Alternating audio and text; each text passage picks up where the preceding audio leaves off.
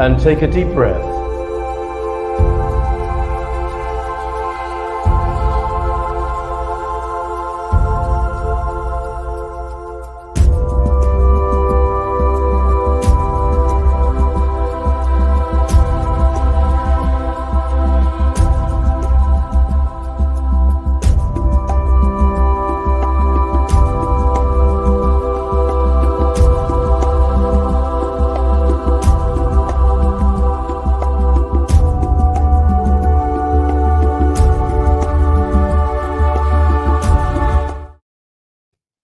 Oh, that was very sudden. That was very sudden, wasn't it? But how lovely for us to start. And we've already got like 13 people watching us. That's amazing. It is great. Thank you, everybody. And it was terrifying because Louisa put on there, hello, everyone. Already got 8 people watching. And then suddenly it went down to 5, as though when they found out who was on, they turned off. But it's gone back up into double figures. God bless each and every one of you. Cindy B. Oh, Cindy's here. Benoit from Texas. Yes, and hopefully back in Portugal very soon. I don't want to rush you back, Cindy, but it'll be lovely to meet you in person here in Portugal. Welcome, everybody, to Feelgood Portugal, formerly Spiritual Portugal. How pretentious was that? I know. I never liked it. You didn't, did you? You were advising me against it right from the get-go. And as it turns out, should always listen to Mrs. M. But she lets me have my head, and she lets me get my own way, and then I get proved to be wrong, often in public. And here we are back with Feelgood Portugal, and we're asking tonight. Yes, we are in different rooms. It's got to that, carpe diem. We can't. We're like Simon and Garfunkel. We can't. We perform together, but we can't bear to be in the same space. Not really. Do you know what though? It's like foreplay actually, because we don't really ever get the chance to go out on a date, do we? Because of the children. And so this is one way that I can actually spend the whole evening looking into his eyes, you see, for 2 hours. Same here. Great. I am looking into your eyes right now in a way that I probably ordinarily wouldn't, which is excellent. So thank you, everybody, for enabling and encouraging that. Really, really appreciate it. Benoit to you, Jeff Jackson, in the United States as well. And of course, twice. He's given us a Bonoit and a Bonnoit. We'll take both of those. Thank you very much, Jeff. That's great. So what's the theme for tonight then, Carl? Well, I might deftly type it into the banner. We want to know what the weirdest treatment is you've had. We've got Jennie Lowes joining us, who is... Yeah, did you send the link to Jennie earlier? I did. Don't worry, I'm all over it. Good. We're in with Dr. Bayard's. Jennie will be joining us around the half hour. You spoke to her, of course. What would you say are the highlights of Jennie to stimulate people's interest in staying tuned till 10:30 when she joins us? At least it'll be more than us. That's one thing, isn't it? So well, how did it go with Jennie the other day? The highlights of Jennie. Well, Jennie's a wonderful, wonderful individual. So it's really amazing because, as you all know, I really like to learn about health and natural health and healing, and how to stay feeling great all the time. Because obviously, if you feel great in your body, then the chances are your life feels good as well. And so I'm all for that. And usually I talk to people who are very much on the holistic side, but not necessarily on the medical side. And Jennie, our guest tonight, she was a nurse for like 20 years. So or 20 plus years. So she's like fully trained as a nurse. She's done, I think, a postgrad in, I probably shouldn't say this because I might say it wrong. I'm pretty sure she's got training in emergency health, or moral, morality of the ethics. There you go. The ethics of healthcare. So, she can actually confirm it when she comes on live. But so she's really, really well trained and worked for the NHS for years, and following her own health, thinking about how she was feeling in her own body, she realized that to feel good in her own body, she actually needed to look for solutions outside of the NHS. So it's a really interesting story. And actually, when I first heard of her and listened to her for the first time, it was on the Richie Allen show. So any of you that have listened to Richie Allen before, it's a really big... I mean, we watched Richie Allen about 10 years ago when we first met, didn't we? We did. He was the anchor man on David Icke's The People's Voice. which, as it turned out, wasn't the people's voice, and rather ill-fated. I have It was to his say. voice. It was mainly David Icke's voice, wasn't it? Occasionally Richie Allen's. But yeah, who But, remembers the people's voice? Yeah, but Apart yeah, from so you. I popped her a message and we had a little chat, and when she agreed to come on my show, I was delighted. So we had her on and we were talking about how to stay healthy.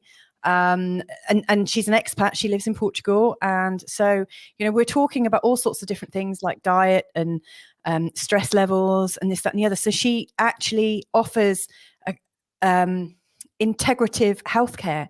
So for instance, if you're feeling a little bit uneasy and you really want to get a bit of a better going over, then she's a really good person to consult, because she's able to run all the tests for you and look at it and sit down with you and say, well, I can see what's going on here. You might need a bit more of this, and it really works with you in a way that you don't necessarily get that with your GP. So she's looking at healthcare from a completely new perspective, and I like that. Okay, and So before anybody gets their knickers in a twist or surgical mask in a twist or whatever, we're not saying anything is better than anything else. The whole point, actually, one of our announcements tonight is whether people might be interested, and Jennie is, because we saw her earlier today and we talked about this, and I said, how about, I mean, with all the talk we have here of what's the most sort of mind, body, spirit, holistic place in Portugal, why don't we look at starting a Holistic Portugal directory, or an online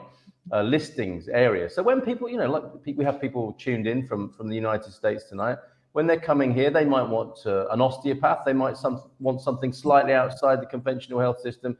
So we'd certainly love to talk about making that possible if there's a need for it. Otherwise, if there's no need for it, what's the point? But if you find yourself thinking in advance and thinking, I want to do a sweat lodge, or I need colonic irrigation, as we often do, let's face it.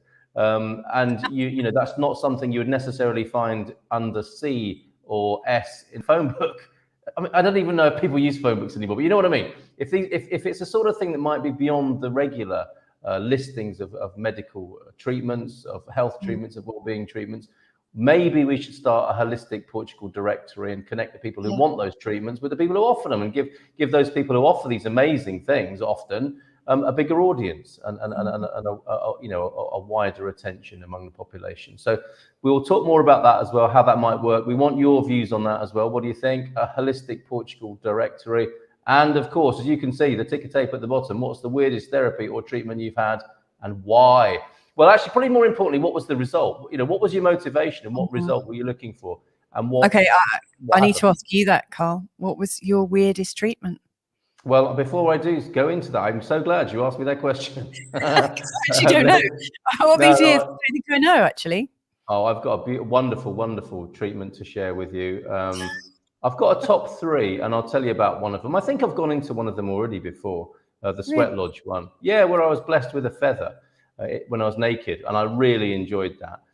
But let's just say good evening to Lee McGrady. Good evening, people. Hello, Lee. How are you?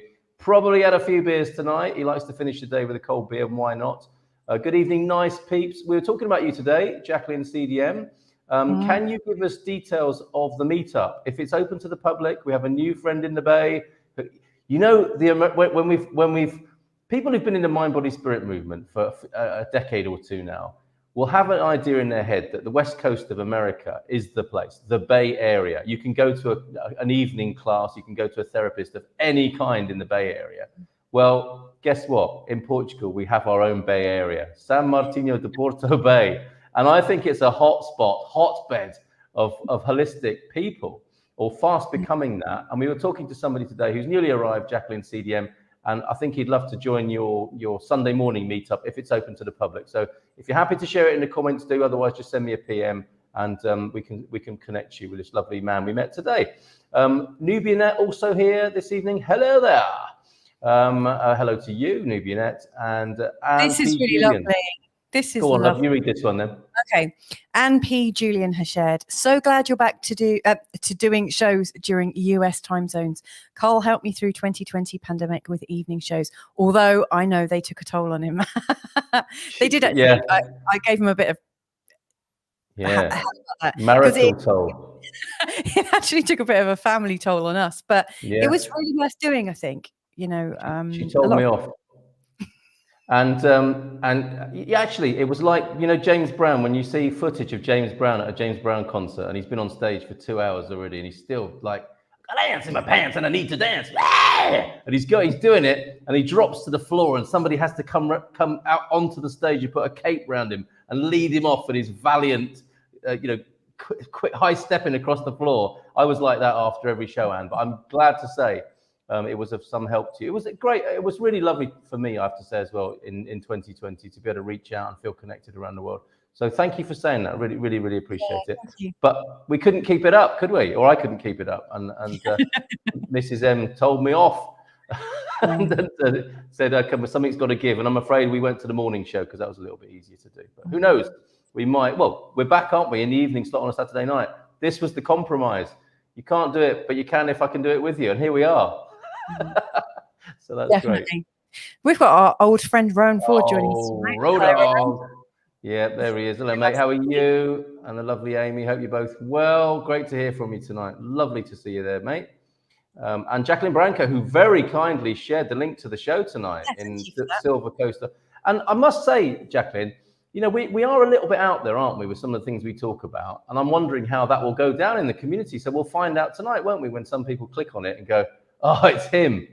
I pretended not to be myself today, just for a joke. It was really lovely. We're in San Martino de Porto, and a lovely American couple said, are you the guy who does the podcast? And I'm like, no, I don't know. And I couldn't keep it up. So I said, yeah, it was lovely.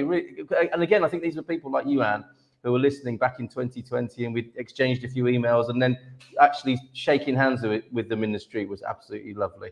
And I always love it when people come up and say hello. I just sound like such a diva saying that, don't I? But I don't mean it. I just genuinely love it when people say, are you that guy who does a YouTube thing? And what are the chances? And I'm always happy to say, yes, definitely. Who are you? It's, oh, how lovely to meet you. Rugby, Colin. I haven't met Colin yet. That's a treat yet to come. I had tennis elbow. Oh, excellent. Weirdest therapies already in treatments. I had tennis elbow, and a guy put these needles in it, then gave me some to take home. And I sat there with a needle in my elbow, but I had a filter on it that was lit and smoked. Liz just laughed. Well, that paints an amazing picture at Colin's house, isn't it, of an evening? Him sat on the sofa with a smoking needle hanging out of his elbow. Did it heal your tennis elbow? That's the question. That's the big question, isn't it? Did it work? The smouldering needle.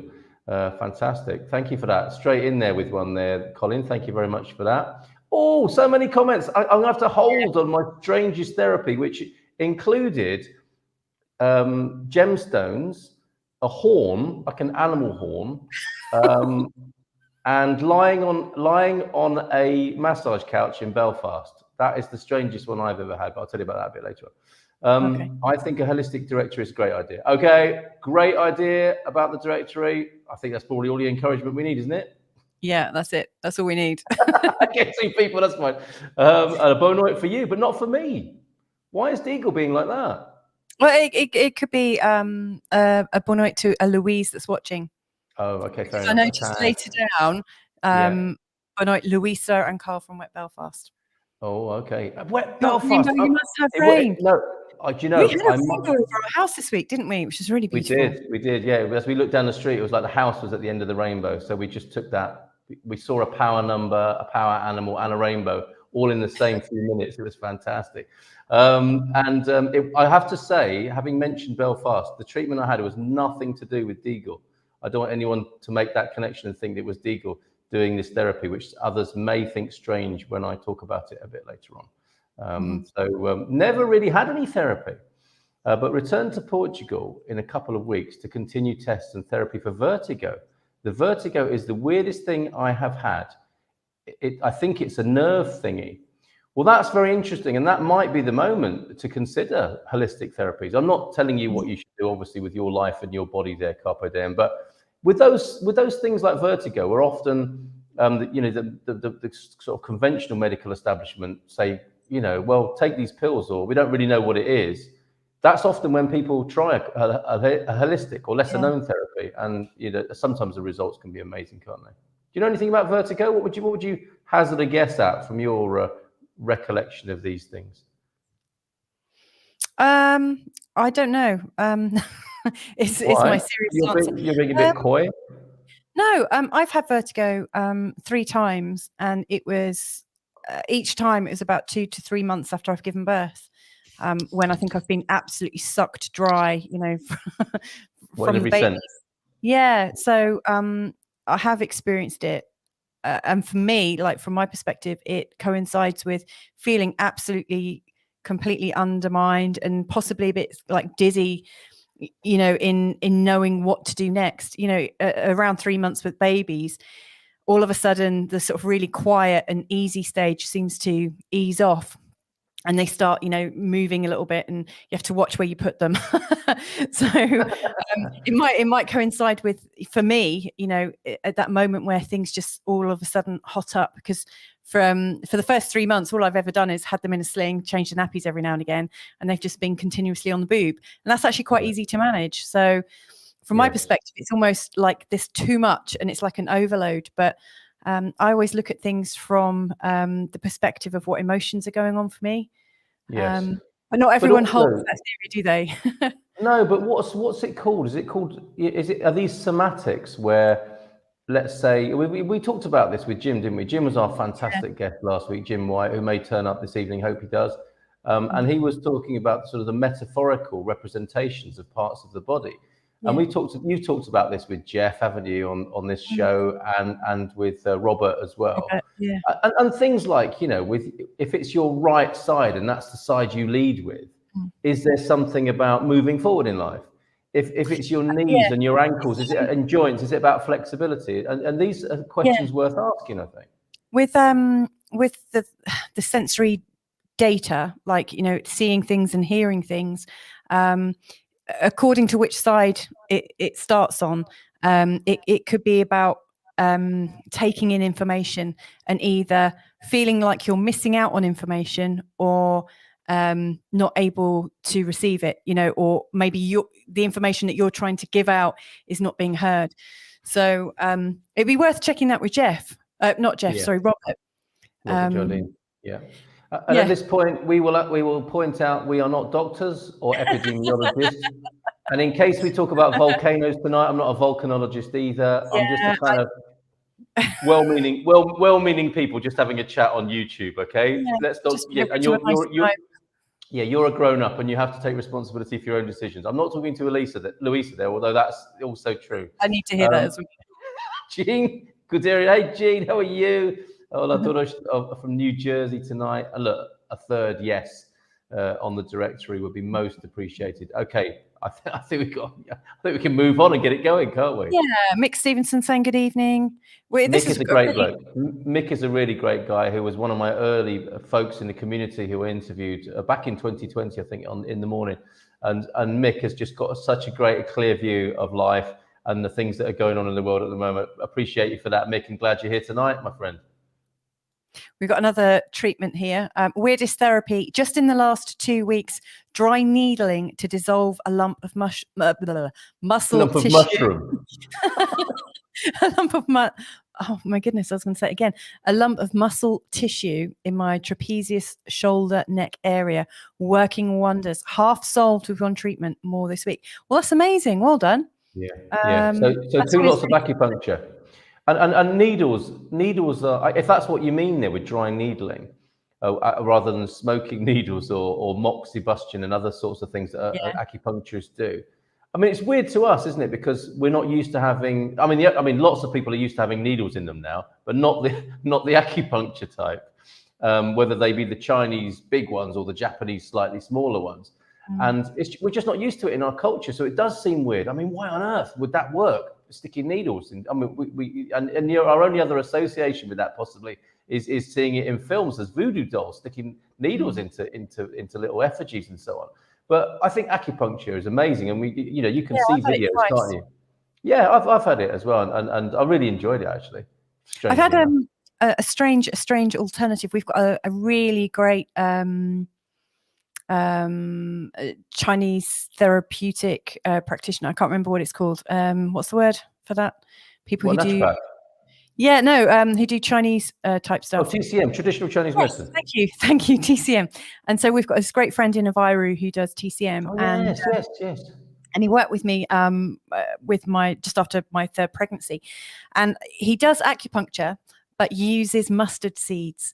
So I had mustard seeds stuck to different parts of my ear, and then we had put pressure on them. So there was no actual invasion of my skin, but I had these mustard seeds. It was awesome, and it really worked wonders. Yeah. And you can stimulate them yourself, can't you? Give them a little Yes. massage, and that's doing the same thing of actually applying a bit of pressure in the meridian. You know, if I understand this is to do with the meridians of the body, the energy lines, and you're disrupting or enhancing or whatever by putting a needle in there, or in this case, a little mustard seed, which is quite incredible.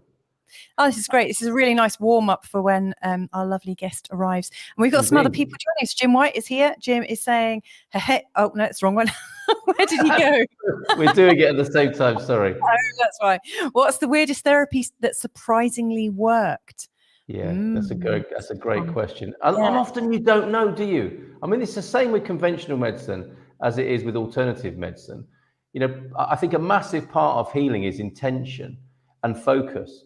And what was it? One of the great French philosophers said something like medicine is what the physician does to entertain the patient while nature takes its course. And I think whether it's alternative or mainstream or complementary, that's the case. And you never really know what's working, do you? I don't think. I mean, you got a good idea, but you never really know, because there are so many variables in life, which I think is fascinating. But great question, Jim, and I hope people will answer that too. I'm in the Bay Area. Yes, colonics are mainstream. Well, at school maybe, or at work during lunch hour. My goodness, Oakland. That's the epicenter, is it not, Nubianet, of the famous Bay Area? I think that's fantastic, and we hope to have a mirror image on this side with maybe some of the most zany excesses, but who knows? Deagle. Okay, so we've got the wet Belfast greeting, and a rainbow, and we've seen Jeff's weirdest therapy, brilliant. The evening shows help me too, says Chris Robinson. Now enjoying this one from Germany. Okay, Chris, fantastic. Great to have your company. So glad to hear that. Yeah. I've got old I was going to say an old friend, but I've never actually met this person in real life, but you've known Smita for Smita, hello to you. For a decade. So hello, and I don't want to say old because that sounds like you're old and you're lovely. So it's really lovely. Me age. She's seen me over the last 15 years, I think. So how's it looking, Smita? Give me your objective view. How are you, Smita? Very nice for you to join us.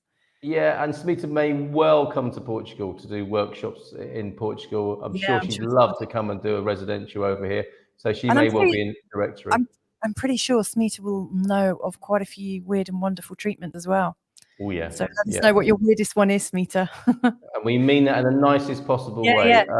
Anne is, of course, connected with my great friend Eric J. And we hope to all meet up in person one day. So, Sunday, I'll be in your time zone full time. Looking forward to that. So that'll be amazing when that happens. Loads more comments coming in. And are you going to tell us about your weirdest therapy as well, Mrs. M?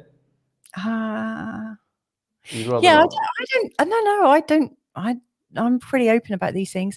I don't really think I've had any weird ones, but nothing really weirds me out. I'm not really weirded out that easily. But one thing that I thought was really quite interesting was family constellation. Oh, yes. Actually, and that is a bit unusual because it just doesn't. when it works, it's always really surprising. And just to kind of, I'm sure some other people listening in know about family constellation, but when I was living in Bali, I came across an advert on a notice board saying, we're doing a family constellation session if you'd like to help somebody heal with a condition or a psychosomatic or spiritual psychological thing, then come along. And essentially what happened is there's a whole group of people who may or may not know each other, and then there's somebody who's got a question or an issue, and then there's a facilitator. Now, the person with a question is kind of put into the center, and they reveal what it is that they need to know. And then they choose people in the audience to represent key members of their family or their life. And we're all moved like chess pieces into the center. And then the person asking the question goes and sits back down. And the facilitator, I don't know how it happens, because I've been picked to represent the person asking the question. I've also been picked to represent the sister of somebody. And it's very, very strange. So you're all stood in this like kind of circle on a bit of a stage.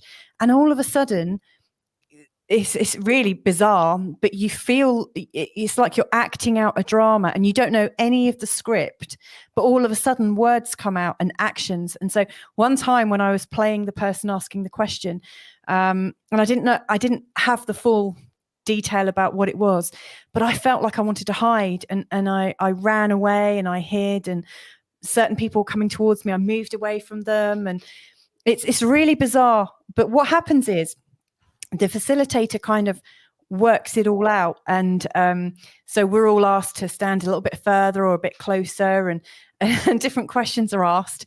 And the really weird thing is, as it kind of resolves as a drama piece, weird stuff happens. So for instance, the person who I played contacted me just like 2 or 3 days later to reveal that somebody in her life who hadn't spoken to her for like 30 years or like 13 years or something, suddenly out of the blue contacted her. And so I've seen like families come back together through family constellation. And, you know, it's just a really, really bizarre thing. And people can have like healing. It's almost like as you work on the energy of it all together, something shifts. It's really bizarre. But I recommend it. Yeah, and I remember interviewing somebody when I did a radio show in Exeter in the UK, and it was just spine-tinglingly amazing what this woman was telling me happened during these sessions. And it's the ancestral patterns of families, isn't it? Being available as though they were a public record, and then you can have proxy people playing the parts of the family and resolving things, like you say, moving them around in a sort of real-time chessboard situation. Quite amazing, quite amazing. So we can see that Jenny's getting ready in the green room, Jenny. And we'll just say hello to a few. Well, actually, why doesn't she join us on screen anyway? And say hello with us. Hello, Jenny. Hello, how are you? We're very well, thank you. How are you? I'm good. Is the lighting okay? Because my lighting's terrible in here. Is it okay? You look great. You look fantastic. Yeah, you do look great. I've been struggling with the same thing here. I mean, it's but excellent to see you. We've sung your praises already, and we're already talking about the weirdest therapy or treatment you've had. So we won't put you on the spot straight away. We'll do that in a little while, and find out I would think. I mean, having somebody who's explored and investigated a few therapies, you might have been on the odd slightly strange workshop by mainstream standards. So if no pressure. But if you don't mind telling us about some of those, that'll be fantastic. Jacqueline's here and is coming over to San Martino. So we will have a coffee. Will that be a coffee or a coffee enema? Probably a coffee. First time meeting, I think is probably, I don't know what, I'm sure Jacqueline means an actual coffee. Boa noite a todos. Jim White, of course, is here. And hi, Chris. It was the best part of my year. Oh, quite amazing. Thank you, Anne. Evening. From Rowan, and Dean is here as well. The Dean machine. I prayed to I don't remember formally acknowledging this as a therapy, but I prayed to a giant golden statue of a certain broadcaster once. Let's leave that there. Yeah. This looks quite interesting. Hang on one second. Don Murphy is sharing, evening folks, had the mustard seed inserted in the ear for smoking. It worked for a few weeks. Unfortunately, pressed it so much, I got an infection because of the size of the ear. I was called Van Gogh. Sorry. So I was mentioning, I don't know if you heard it, Jenny, but I was mentioning that I had a treatment with somebody who does acupuncture. And instead of using needles, they used mustard seeds stuck to my ear. So yeah, I heard that. I've heard it before as well, actually. It's not the first time I've heard it. Oh, that's good. Right. So for smoking as well, actually. So what is the weirdest thing you've heard of? Oh, go on. The weirdest thing. treatment that you've heard of? Well, a bit like you, I think I'm not weirded out by too much, really. But I did go to a very weird, I didn't really know what it was, but I won it in a raffle. I went to go and buy some crystals at Christmas, and I got pulled out of the drawer and I won it in a raffle, and it was called Mesa Radionica. So it's like a radionic table. Do you know, have you heard about this? Go on. No. Go on. And it's in front of, when I went in front of me, there was like a chart and a table in front of me with different crystals on and different items on. And she started talking to me, and as she was talking to me, she was spinning a crystal really fast. And she was asking me lots of questions, and the crystal was going all different directions. This was here in Portugal, actually. It was just up the road. She lives very close. And how she explained it to me was that it was a way of breaking like karmic situations, and not just in my karma, but also in like ancestral karma as well. And there was a few things that she managed to spot, like put her finger on. And one thing was about children. So she said to me, how many children do you have? And I said, I have 2 children. And she said, and have you had just 2 pregnancies? And I said, well, actually, no, before Isaac was born, I had a miscarriage. And she said, okay. And then she started talking more about different things. And I started to cry. And it was, I already thought that I dealt with that in the past. It was, 15 years ago. And it was difficult at the time. I moved through it, and I never really thought about it that much again. But it was obviously something in me that she touched that needed healing. And what she said about that, which was really interesting, is she said that you treat Isaac, like my eldest, like he's your first child, but actually he's your first physical, fully born child, but he's not your first soul child. So like you see him as the first child, but actually he's not, he's the second child. And she said something that was really interesting. She said, the first child wants to be seen, the second child wants to be heard, and the third child wants to be understood. And then she didn't go on into the further ones. And that was quite profound for me, because I'd never really thought about it like that. And then there was some things that she picked up on, like from my family line. And she said, you'll see things changing in your life that either you have an impact on directly yourself or not, but things are going to start changing. And that's exactly what happened. Like in the next 3 or 4 months, lots of things happened that was healing the past, not just in me, but in my family line as well. So it was really interesting. I must go back, because she said to me, there's more here to deal with, she said. So I must go back and see her again. But what was interesting at the end, she said to me, do you work with herbs? And I said, well, a little bit, but not much. And she said, you definitely did in the past, she said. That's what she said to me. So she obviously read something in me, but I felt very comfortable with her. But it was just really weird, like sitting down in front of this laminated sheet with different symbols and stuff on. I had no idea what she was doing, but she clearly knew what she was doing. It was cool. I enjoyed it, but I don't really know any sort of way out there ones, really, because a lot of them have a lot of historical evidence, or that they've gone way back, or now they've even got current scientific evidence to prove that they're effective. So I don't know if weird or way out is, I don't know really. I think everything I get is it. possible. Yes, and it's all relative, isn't it? For example, Stephen's saying here, I don't consider anything I've had done weird, but that's because Stephen is a complete weirdo. So for him, it's just normal to him. So that would explain it. And what? Bless him, he's great. I love Stephen. Yeah, me too. And I can only say that because I love him, and he knows it. Well, I hope he knows it, or maybe he doesn't love me anymore now. But you're right. It is all relative, isn't it? It is absolutely relative, and they're cultural things. I mean, I'm fascinated with what you've just said to us. A few things in there, Jennie, particularly about first, second, and third children. I mean, that's a general point, isn't it? Rather than, I know she said it to you specifically, but that's a useful thing, and it probably connects with the family constellation idea that you were talking about before, Mrs. M. But also this idea, I was talking before you joined us about how, I can't remember which French philosopher it was, but they said medicine was the physician entertaining the patient while nature took its course. So we need something to happen in front of our eyes, don't we? All right, Stephen. Yes, that's fair. That's fair. No weirder than me. And we do, we need something. So, and often the more gifted, or I'm going to use the word psychic. I mean, I think people can be really aware of you as a person, of us as people, and want to, and are moved to say things.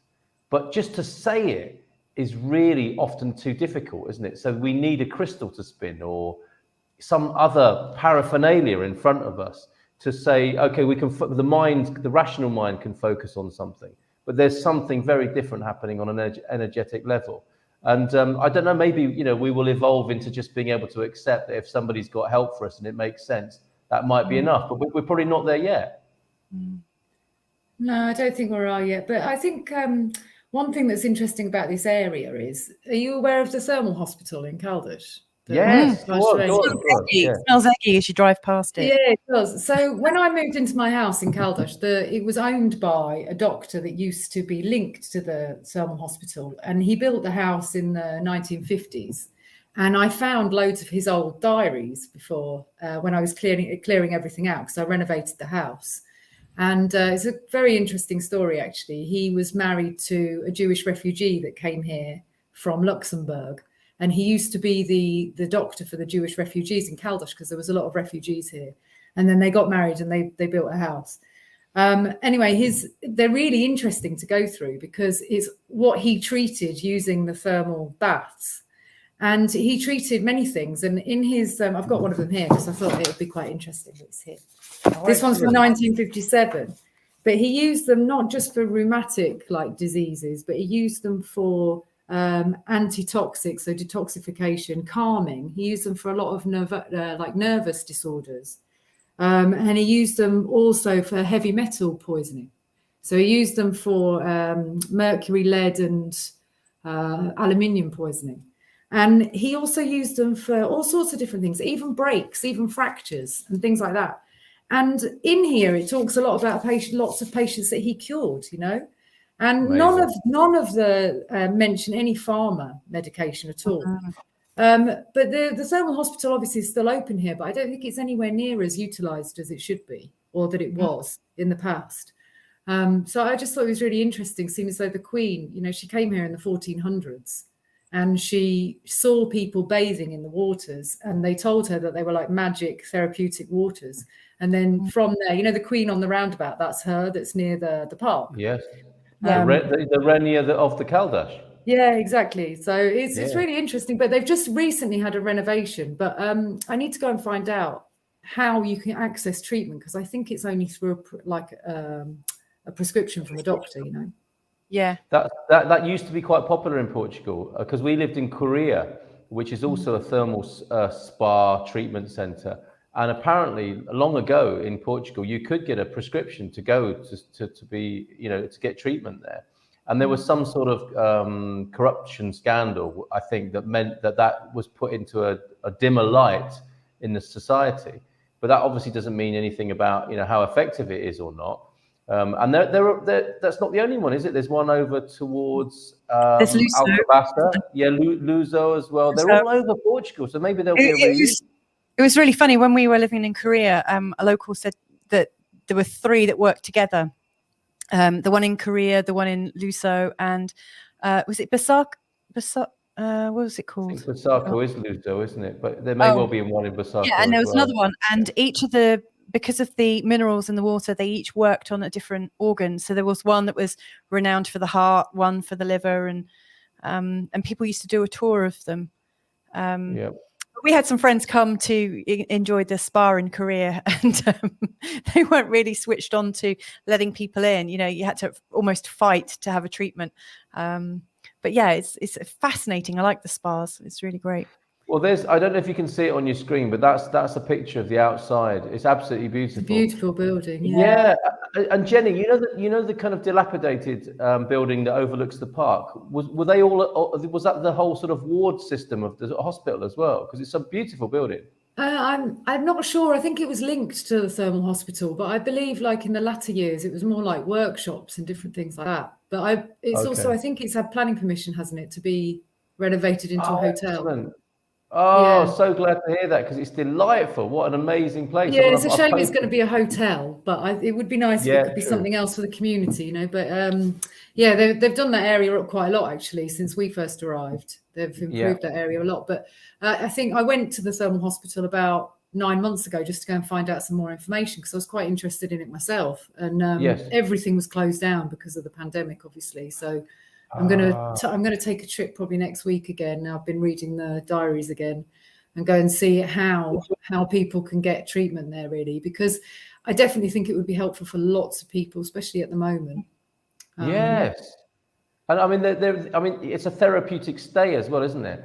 It's a real contrast to going to a doctor for a 10-minute appointment. Yeah. This is a residential stay, isn't it? Where you really feel like you're being treated in every sense. Yeah. And what a great thing to do. I mean, if you go back 80 years or so, I mean, I used to live in Bournemouth in England, in the south of England.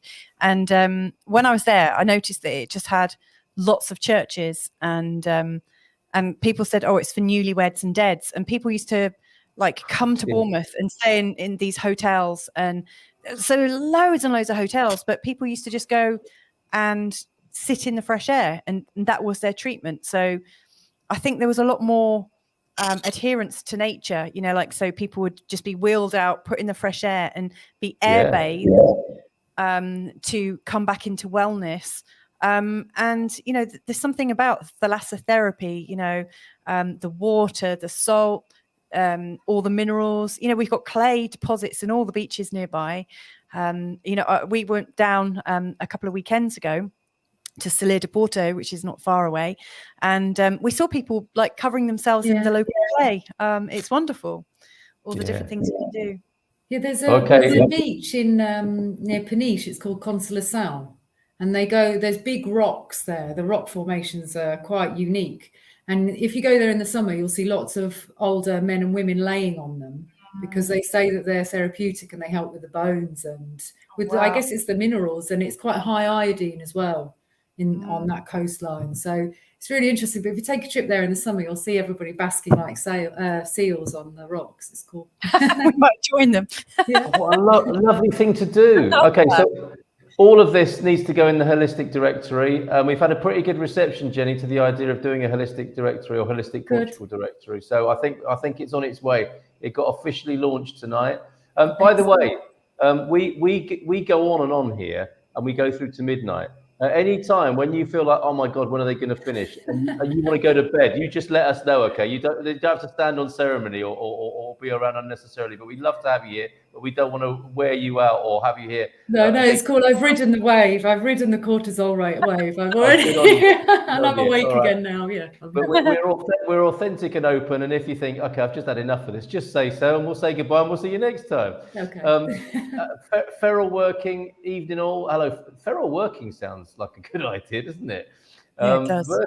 Vertigo can sometimes. We had somebody who was going to but we were thinking maybe an opening for a holistic therapy with Carpe Diem's vertigo earlier on. Can sometimes indicate ear canal blockage or infection. This is so interesting. Warm olive oil. Now, in the UK back in the day, the only time people had olive oil was to put in their ears. They never had it for food, did they? You could only get it from a chemist. You could only buy it from it said olive oil BP, I think, after it. Yes, it did. I don't know what that meant, but it meant it was medicinal, didn't it? Rather than something you would put on your food. And it was decades later when you could actually eat the stuff. So the dry needling for Jeff's pain and the lumpy muscle, a few needles across and in the lump. He left them for less than a minute. Immediate sense of calm across my shoulders. Isn't that fantastic? At Alpha Romeo, according to Colin, we took the best sales managers to Morocco. We booked a Hanan massage. But very attractive girls on reception. Colin, you're so unreconstituted. Yes. On reception, we entered the steam room where sumo wrestlers hit us with wet clothes. I think they'd have to pay me to do that, not vice versa. I mean, what was the result, Colin? I wonder. Maybe a shisha pipe in the evening over in Morocco. I don't know, to recover. The best remedy I ever tried was a tincture for tonsillitis, says Andy, comprised of roots and seeds of things like cayenne, chili, mustard, cumin. Make a nice salad dressing as well, mate. Burned like hell, but worked within days and cured. And isn't it interesting? I mean, Andy, did you then think, okay, there must be something in this? I will look at more complementary holistic therapies, or did you just, not ever think about it again? I wonder, apart from tonight. And the Andrew, it is the Andrew Gilchrist. I hear your dulcet tones every Friday night. I love that so much. Alternative medicine is becoming integrated into Western systems, and that research is confirming what has been practiced for thousands of years. Yeah. Great. Okay. The chances are your granny actually knows some really good healing.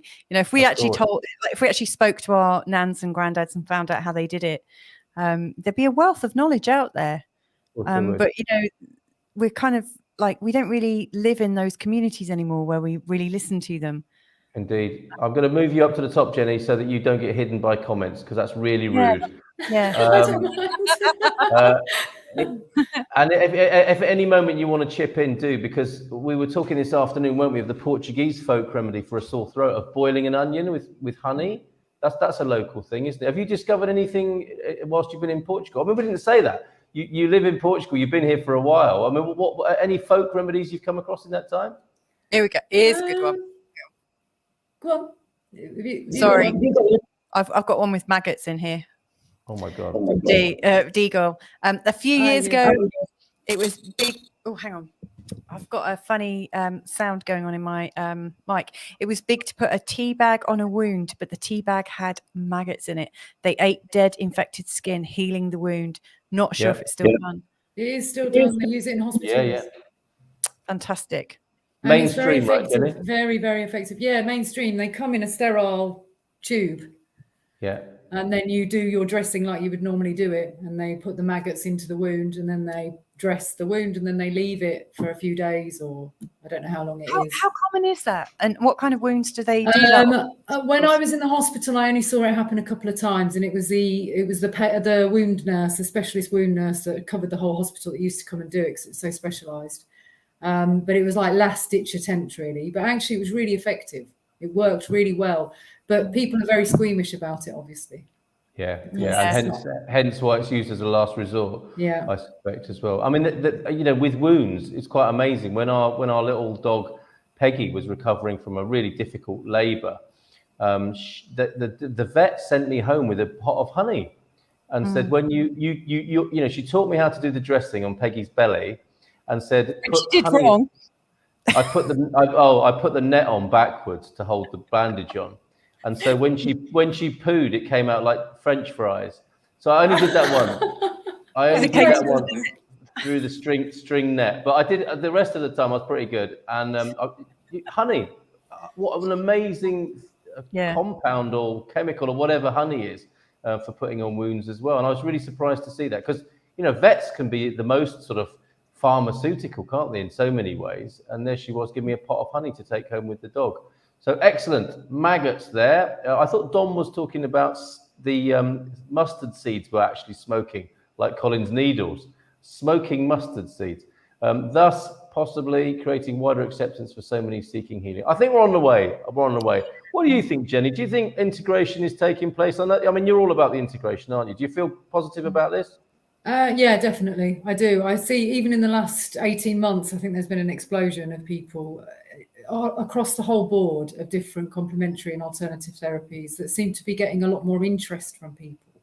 And I think COVID has actually done that a little bit, because people have sought to seek alternatives on how to prevent and improve their immune system. So I think there's people looking in different directions, and there's so many different modalities and so many different things for people to try. And I think there's something to suit everybody, really. But essentially, it kind of, like you say, a lot of it is energy medicine, but it's wrapped up in different ways. So you've got vibrational therapies or color therapies or Reiki. You have lots of different ones that people might feel more connected with. And then you have like lots of people are into herbal and natural remedies. I think we've become a lot more conscious, actually, probably over the last 20 years. People have become more aware of alternatives that probably actually wasn't that long ago that were used, but it was probably just out of living memory. I guess the pharmaceutical industry really took off after the Second World War in the 50s. And then, like, obviously the NHS was formed around the same time. So I think there was a big push then towards pharmaceutical methods. And I think now people are realizing that, you know, we are responsible for our own health. and we ought to look at different directions in ways that suit us, because, you know, one person might think that a coffee enema is, you know, the worst thing that they could ever have, but they might look at something completely different that might also give similar effects, but it's something that they're more attuned with. And I think that's really important, because you have to, when you're taking on any alternative or complementary therapy, you have to be engaged that that thing may work, otherwise there's no point in doing it. So if you're not engaged, or you're not really sure, or you're a bit of a skeptic about something, you're not going to get the results from that therapy that you would if you were really, you'd researched it, you understood what the science was, or the physiology on how it works, and then you're much more open to receive, I think. So I think definitely, yes, I see it in my friends and family as well, people that have never considered that. I mean, I'm in my 40s, and I grew up in the years of the Spice Girls, and, you know, everybody drinking pints, and everybody was smoking in pubs, and eating lots of meat, and nobody was that conscious about health really at that time.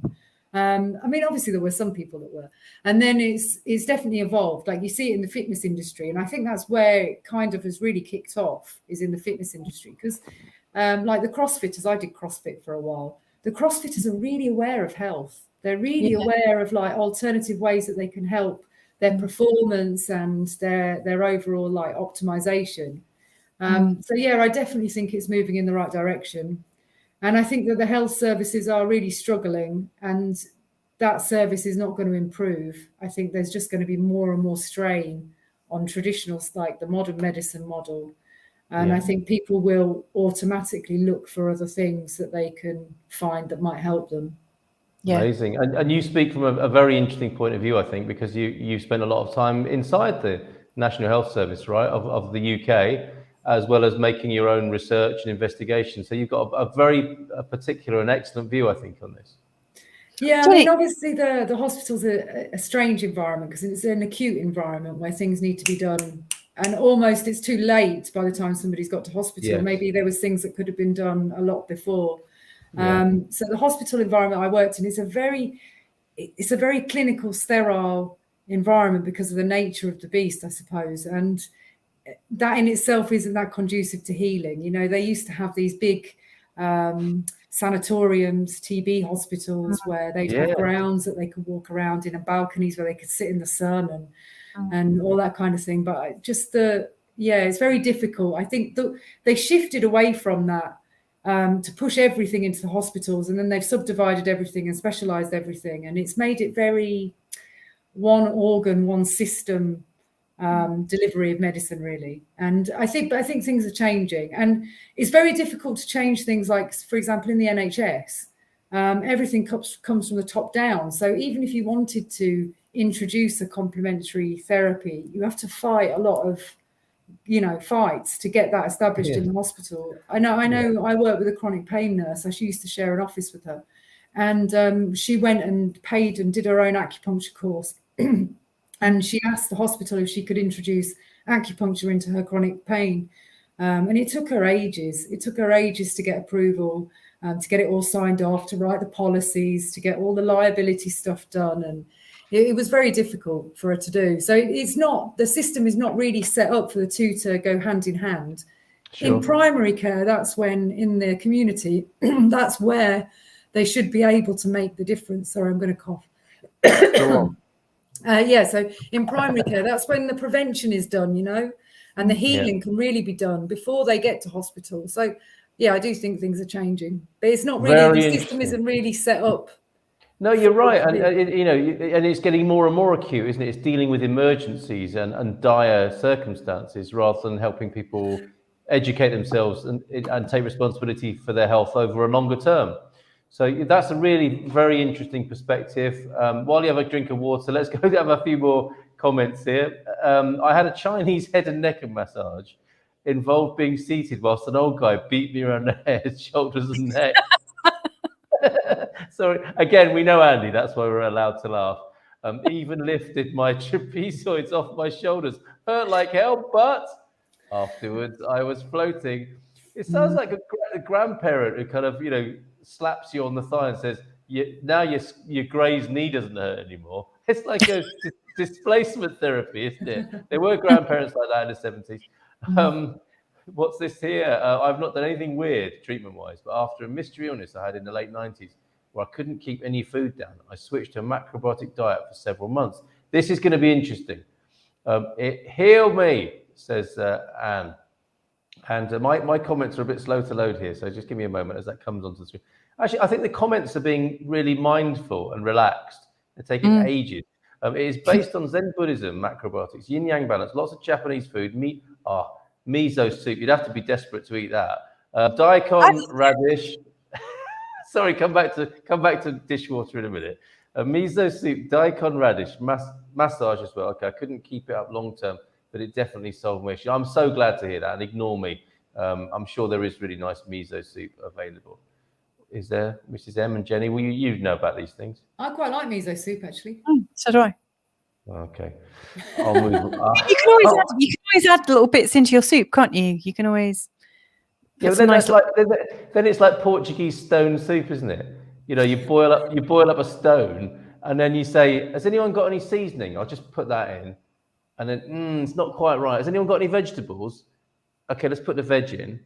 Has anyone got any stock now? Maybe a bit of meat. Let's put that in. Oh, that's lovely soup. What's that stone doing in there? We'll chuck the stone out, and then you've got a lovely soup. And is that what you're suggesting with the miso? No, I like it. Okay, all right. Well, let's eat miso soup together one day. I'm happy to do some miso soup. I know somewhere that does good miso soup, actually. It's Kabuki Sushi, the sushi place in. Yeah, we've seen it. It's very nice. The miso soup's very nice. All right, I'm open to that. I should not be so silly, I suppose, or judgmental and closed-minded. Okay. I think Anne's talking about her man cave experience, which I think can be quite therapeutic as well. That's fantastic. 14 hours sleep, that always helps, doesn't it? Very interesting. Jenny, I mean, what would you recommend? Is it right to call you an advisor to people with their health, and how does that work as far as sleep recommendations go? Health advisor or health coach or integrative health coach or whatever. Yes, well, sleep is especially important in restoring your diurnal rhythm. So we all have a natural rhythm, and if we were without our daily interference in life and the fact that we're impacted by lots of other things, naturally we would want to fall asleep around 9:30 as your cortisol levels start to drop, and they should drop. And then you should wake up really with this kind of sunrise, 6:37. And if you camped for a week in the middle of nowhere without any interruptions, that's probably the rhythm that you would naturally get into. And when you push those rhythms, so when you start wanting to fall asleep in the evening, you've probably put all the kids to bed, you've sat down, you've had your dinner and you've had a glass of wine or something, and you're starting to feel a bit sick. That's exactly when you should go to bed. Because if you don't go to bed then and go to sleep, your cortisol starts to rise and it gets much more difficult to fall asleep as well. Okay. So in terms of sleep, I think 14 hours, I mean, sometimes people need to sleep 14 hours if they're sick or if they're exceptionally tired. But the advice is to try and keep into a steady routine. So like say, and the aim would be to get between 8 to 9 hours sleep. That's like the optimum, really. But some people need more sleep, some people need less sleep. Are you getting a bit free? Yeah. Only every now and then. It's fine. We can cope with that. I think it's a miracle at all that we're live streaming together. Just so, in case you've just joined us, this is the Feelgood Portugal Show. Jenny is with us, Jennie Lowes, who's on the Silver Coast, which we think is going to be the new Bay Area, not unlike the Bay Area in California. This is the new Bay Area of Western Europe. Okay, and I think we're predicting amazing things here on this side of Portugal. Go on, love. And we've got somebody here sharing their experience and their skills. So Ana Lucia is saying, nice topic. Good evening. I'm a qualified therapeutic aromatherapist and reflexologist. Love all holistic therapies.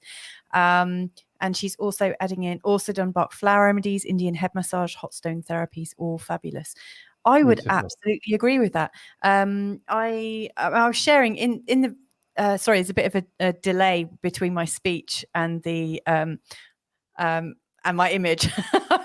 It's really, really, yeah, it's really distracting. But when you and I were talking, Jenny, earlier this week, I mentioned that I'd had chronic fatigue syndrome, and I kind of almost got rid of it.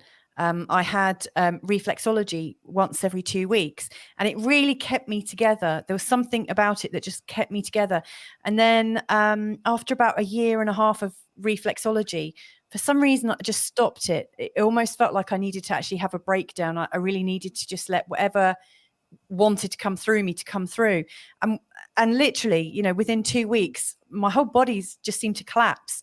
But it really felt like, you know, from my experience, that the reflexology just gave me what I needed to keep me going and keep me going and keep me going. It's a really, really strong therapy. I love it. So, yes, very excited to have my feet done at any time. Anna Lucia, certainly one for our directory then, I think. Keep in touch and let's get this directory moving tonight. Yeah. So yeah, Feelgood Portugal, we do this every Saturday night. This is for people who like to go within instead of going out on a Saturday night. Yeah, I like that. Okay, and on that matter, I haven't done my 10 minutes of meditation today, and I'm thinking this show ends at midnight. And part of my daily routine and bond and to stay in integrity, it's really important for me to do 10 minutes meditation. So what I'm going to do is it's going to be a bit like the BBC. There are certain times of the day where you can listen to cricket on the BBC. It says, we go to long wave now, where you'll be able to listen to the test match and stay on FM for the news and all the other boring things that Radio 4 does. And so that's what we're going to do. Towards the end of, or in the next hour, I'm going to go and Louise is going to leave me on the screen meditating, because it's one of the most boring things you can do on a live stream. But you'll see me, and there'll be a link. So if you want to go to the fork in the road for the 10 minutes meditation, you can join me. Or if you want to stay and listen to Jenny and Louisa talking, which is obviously going to be the better bet. But there may be people who do want to do 10 minutes meditation as well, because I've been trying to do live stream meditations now for probably the last 10 years, I think. And I've tried to make it exciting, but I'm having to come to terms with the fact that it's one of the most boring things you can do live. Well, live at all, just sit there in silence. And people are thinking, is this guy's live stream broken? And the other day I didn't even put the sound on. So it was like, no one could hear me anyway, 33 minutes into it. So if you want to do that, if you want to have a little bit of a guided meditation, a bit of peace today, and help me with my daily routine integrity, I'll go to a fork in the road a little bit later, and I'll put the link in the chat for that. But I'll stay on the screen. And then maybe we can do a scientific experiment, and you can assess my before and after state with the meditation. So we'll see how that goes. I'll tell you what, I could come down and feel your aura before and after, if you like. I am so open to that. Because earlier, I mean, here's something that I'm noticing right now, and this is where it might get a little bit esoteric. We know a healer friend that lives in Foz, who's really, really like a strong healer, and she had a bit of a knee problem. Was it last week, the week before? And for some reason, I just said, "Oh, you know, do you want me to put my hands on you? You know, like Reiki wise, because I was doing Reiki as a child, you know, before I actually had my Reiki training. But I think everyone can do it, you know, if we really realize that we're doing it. And so I put my hands on, and like really strange thing happened. It like whatever was going on was really different to how it used to be. It came on really strong, really fast. And it felt like we were both transported somewhere else. And then I offered to do remote healing with her, which I don't normally ever even suggest. I never feel confident doing it, but something's changed. And then I've had a few different moments, sort of like wanting to tune in and do healing this week. And then earlier tonight, I realized I could actually see my aura around my hands again. And as a child, I used to see auras around trees, plants, hands, people's shoulders. I used to see it all the time. And over time, you know, you kind of ease away from it. And I can always feel sort of like energy. I can sense it with my hands. But tonight I saw it really clearly with my own eyes for the first time in about 10 years. And I was thinking, wow, something's shifting. It feels like, you know, I'm curious to know, any of you sort of like practitioners out there that can sense healing and sense energy, what is happening for your sensations of energy right now? Is it changing? Like Jim White, Jim White listening in.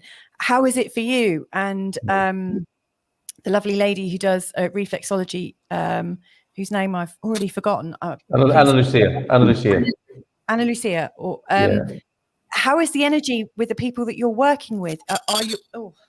Are your sessions changing right now? I'm really curious to hear about the residual energy that everyone's aware of. And when you were talking about that kind of matrix field, whatever it was that you had, like the treatment with the crystals and the laminate, Jenny. Earlier this year, I spoke to somebody in, funnily enough, in the Bay Area, not our Bay Area, but, over like 8 hours or whatever it is, 13 hours away from us. California, yeah. I spoke to somebody who does biofield tuning, so uses tuning forks. And very similar to you, actually, Jenny, when you were saying she was like kind of tuning in and knew about your past. When the lovely guy that I was talking to, Bobby Vasquez, when he uses his tuning forks, the sound changes when it gets to an area of dis-ease. And he'll say, oh, there's this here, and the feelings, the emotions come up, and then he knows to hold it there, and all of a sudden it dissipates and the clarity of the sound changes. I just love all that. I mean, that's got to be worth a look. Louisa. I've Sorry? got some tuning forks. Yeah, I've got some tuning forks. I need to. I've read some books, but I need to go on a course really to introduce it to my practice. But I have a full set. I want to get some. They're brilliant. brilliant. Some for our lot. So let's talk. Do you know what's amazing about them is when I ever show them to any kids, like if kids come round and I get them out, and the kids, as soon as you do that to a kid, they all go, straight away. They hear it, so they're so in tune with it, definitely. But it's the most amazing thing. It is so it's miraculous. It's miraculous in its own way, isn't it? That you can do that with a bit of metal, and then when that's demonstrable, that man can see and probably show you that yourself. That's quite remarkable. And why we don't look into that more is a mystery, isn't it? I guess. I'm sure I'm not the only one here that's been to a sound bath, with crystal singing bowls. So beautiful. I remember it's amazing. And, I went to one in Indonesia where there were about 40 or 50 bowls, and there were about that many people, all with the yoga mats and whatnot. And we were all like sighted around the bowls and the bowls around us. And it was incredible, feeling it coming through your feet and Well, we were at the beach today. Sorry, Jenny, go on. Please carry on. No, I was going to say, I have a bit of a theory about the energy thing that you were talking about. It's not really a theory. It's there. You can see the evidence of it. So we go through, as I'm sure you know this, but we go through solar cycles every 10 to 11 years. Yes. And they're saying that we're at the end of a 5,000 year cycle as well. And we've been at a grand solar minimum. And now we're starting coming out of the grand solar minimum again. And during solar minimums and solar maximums, they've plotted it out that actually there are times of pandemics at solar minimums and maximums. One is probably because we're getting less sun during the solar minimums because it's really weak at the moment. It's starting to gain strength again now, the sun, but it has been really weak. And that coincided with the outbreak of COVID-19. And what they're saying is it'll increase in intensity now until 2025, which is when it'll be at the maximum it's been for quite a long time. So it'll be really positive for humanity in that time. So I think we're coming out of it now and going upwards. But during the times of minimas and maximas, particularly minima, like we are now, any solar flare or coronal mass ejection, they're called coronal mass ejections from the sun, or the solar winds, they will affect the Earth more in terms of the magnetism. So we are being hit with really powerful magnetic waves at the moment, UV light, but also gamma waves. And today it's been really quiet. The Schumann resonance has been really, really quiet for the last few days. And today it's peaked at over 50 again. So today there was a big download of energy that came to Earth, and is closely matched with the solar winds and everything. And there's a theory that if you're in a good space when these blasts happen, that it can be very positive. It can trigger more of an awakening. You can feel the energy more. Or if you're not in a good place, it can kind of manifest itself in anger and, you know, not too nice things happening, or illness as well, which we're seeing a lot of at the moment. So that's what I think is happening now. And funnily, like 10 days ago, I was getting these like mad Kundalini all over body energy shakes. It was really weird. And I haven't had that for probably about 2 years, I think, the full body shake. But that was just like a couple of weeks ago. So I do think like things are starting to shift. Yeah. And I think lots of people that use energy and that can feel, and they're really feeling it right now. And it should be, for most people, it should be very positive. But it depends, I think, on our frame of mind that we're in when these blasts are happening. But it kicked off really on the 31st of January 2017. There's always shifts in the resonance. But they also match with brainwaves as well. So, you know, we've just like the theta, I think we've been in delta a lot, like a very sleepy brainwave. And then all of a sudden we have these big blasts of like gamma waves, which trigger a bit of an awakening. I find it fascinating, really fascinating. Me too. And this is astronomically measurable stuff you're talking about, isn't it? Yeah, absolutely. Yeah, and we resonate at a frequency like 7.83 hertz, more or less. And so does everything around us. Yes. You know, and these shifts and energy, like the force of the waves that are coming, have been so strong. But on the 31st of 2017 was like kind of when it really started to get a lot more unstable. And I've been tracking it since before the pandemic. And you can see that on the chart, the big spikes, they're not really spikes, but they call them spikes. But the big increases in the power of the Schumann resonance usually happen at a time where it seems like more and more people are waking up to what's going on around us. So like, say, for example, when it was the January 6th, you know, the Tiananmen Square? No, with the Biden and Trump. Oh, yeah, okay, yeah. The insurrection, they called it. Yeah. When that happened, there was a big increase in energy. And I think it's like globally, we're aware a bit more of what's going on, and we're gaining more information, and we're being more enlightened. And that's showing in the Schumann resonance. It's very interesting. Yeah, absolutely it is. Absolutely it is. Glad you joined us tonight. Fantastic. Yeah, I want to add in.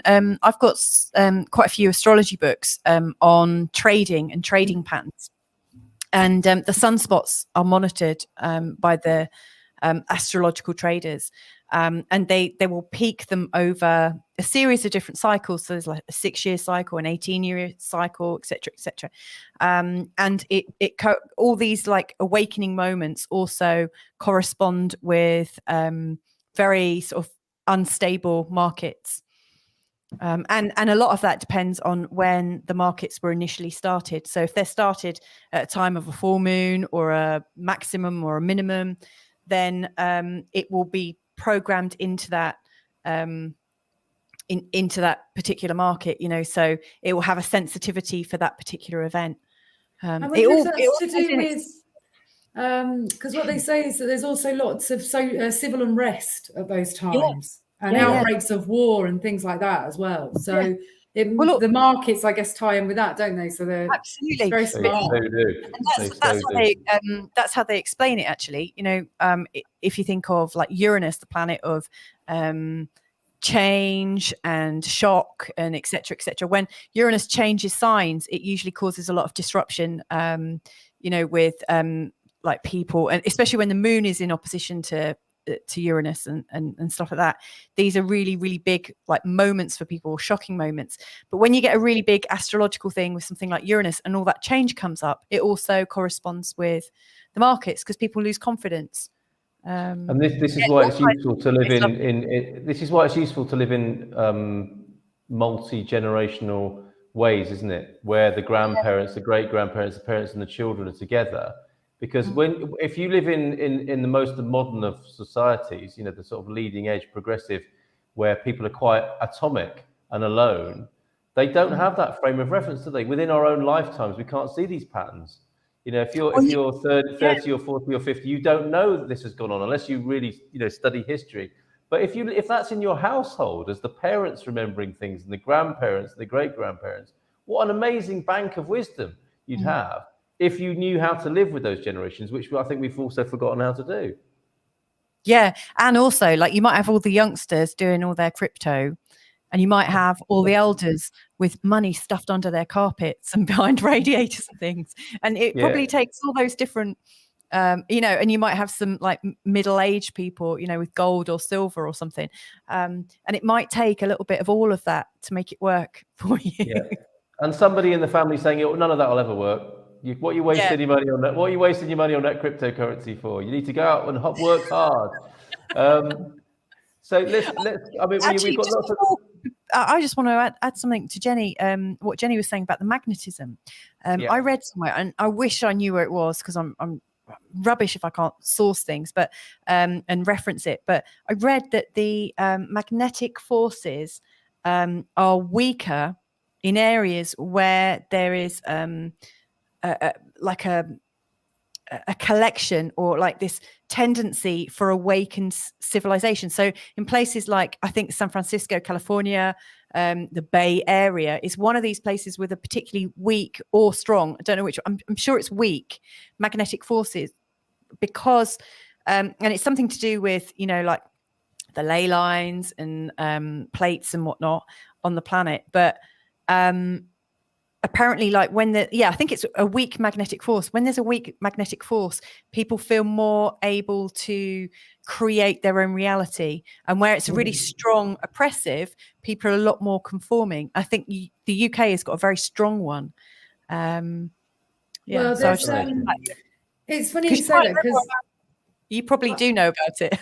Well, I was looking up ley lines a few months ago, actually, and there's the St Michael's ley line that goes through the Tour of Glastonbury, goes through St Michael's in Cornwall, and it actually goes through the Azores, through São Miguel, which is St Michael. Wow. And it's also called the Sete Cidades there, the 7 cities. And the Azores is considered a really powerful energy centre. But there's also apparently another line that comes through that must go near Fatima and Tamar and comes through Sintra. Sorry, I'm being called. 1 sec. Okay. Oh, okay. It comes through Sintra. So there's I think there's 2 very powerful. What's happening with the screen? No, she's Louisa's got. We do this on a Saturday night. The kids are in bed. But the screen's going like this. Oh, is it moving around now? She's put us in a loop of some sort. Is there some weird thing? It's making me dizzy. It's because we're talking about ley lines. I'm going to refresh my screen and see if that helps. Oh no, now I'm throbbing. This is very strange.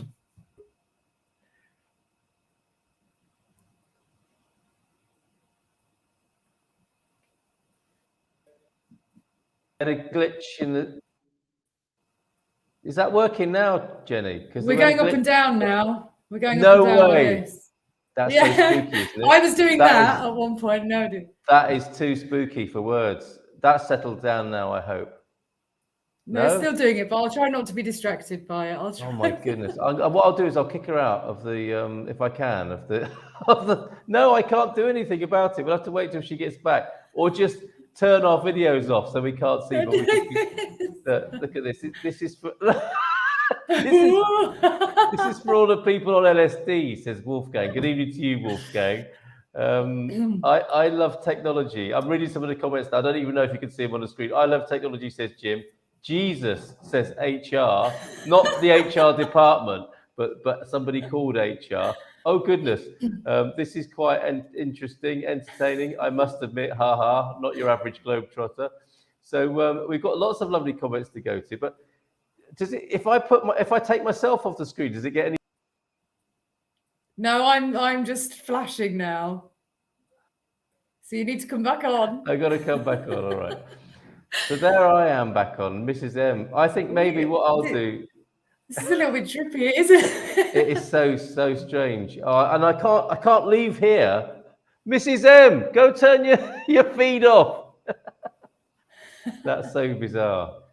We were talking about ley lines. We must be on the money if we're talking about. I think so. Something spooky's going on now, isn't it? This is a message for us. That's really thrown me now. But Tamar definitely comes up in conversations, doesn't it? And again, in the broader point, people talk about the spiritual significance of Portugal. So what say you about what you've learned about Portugal since you've been here, and Fatima and Tamar, and then Troncamento?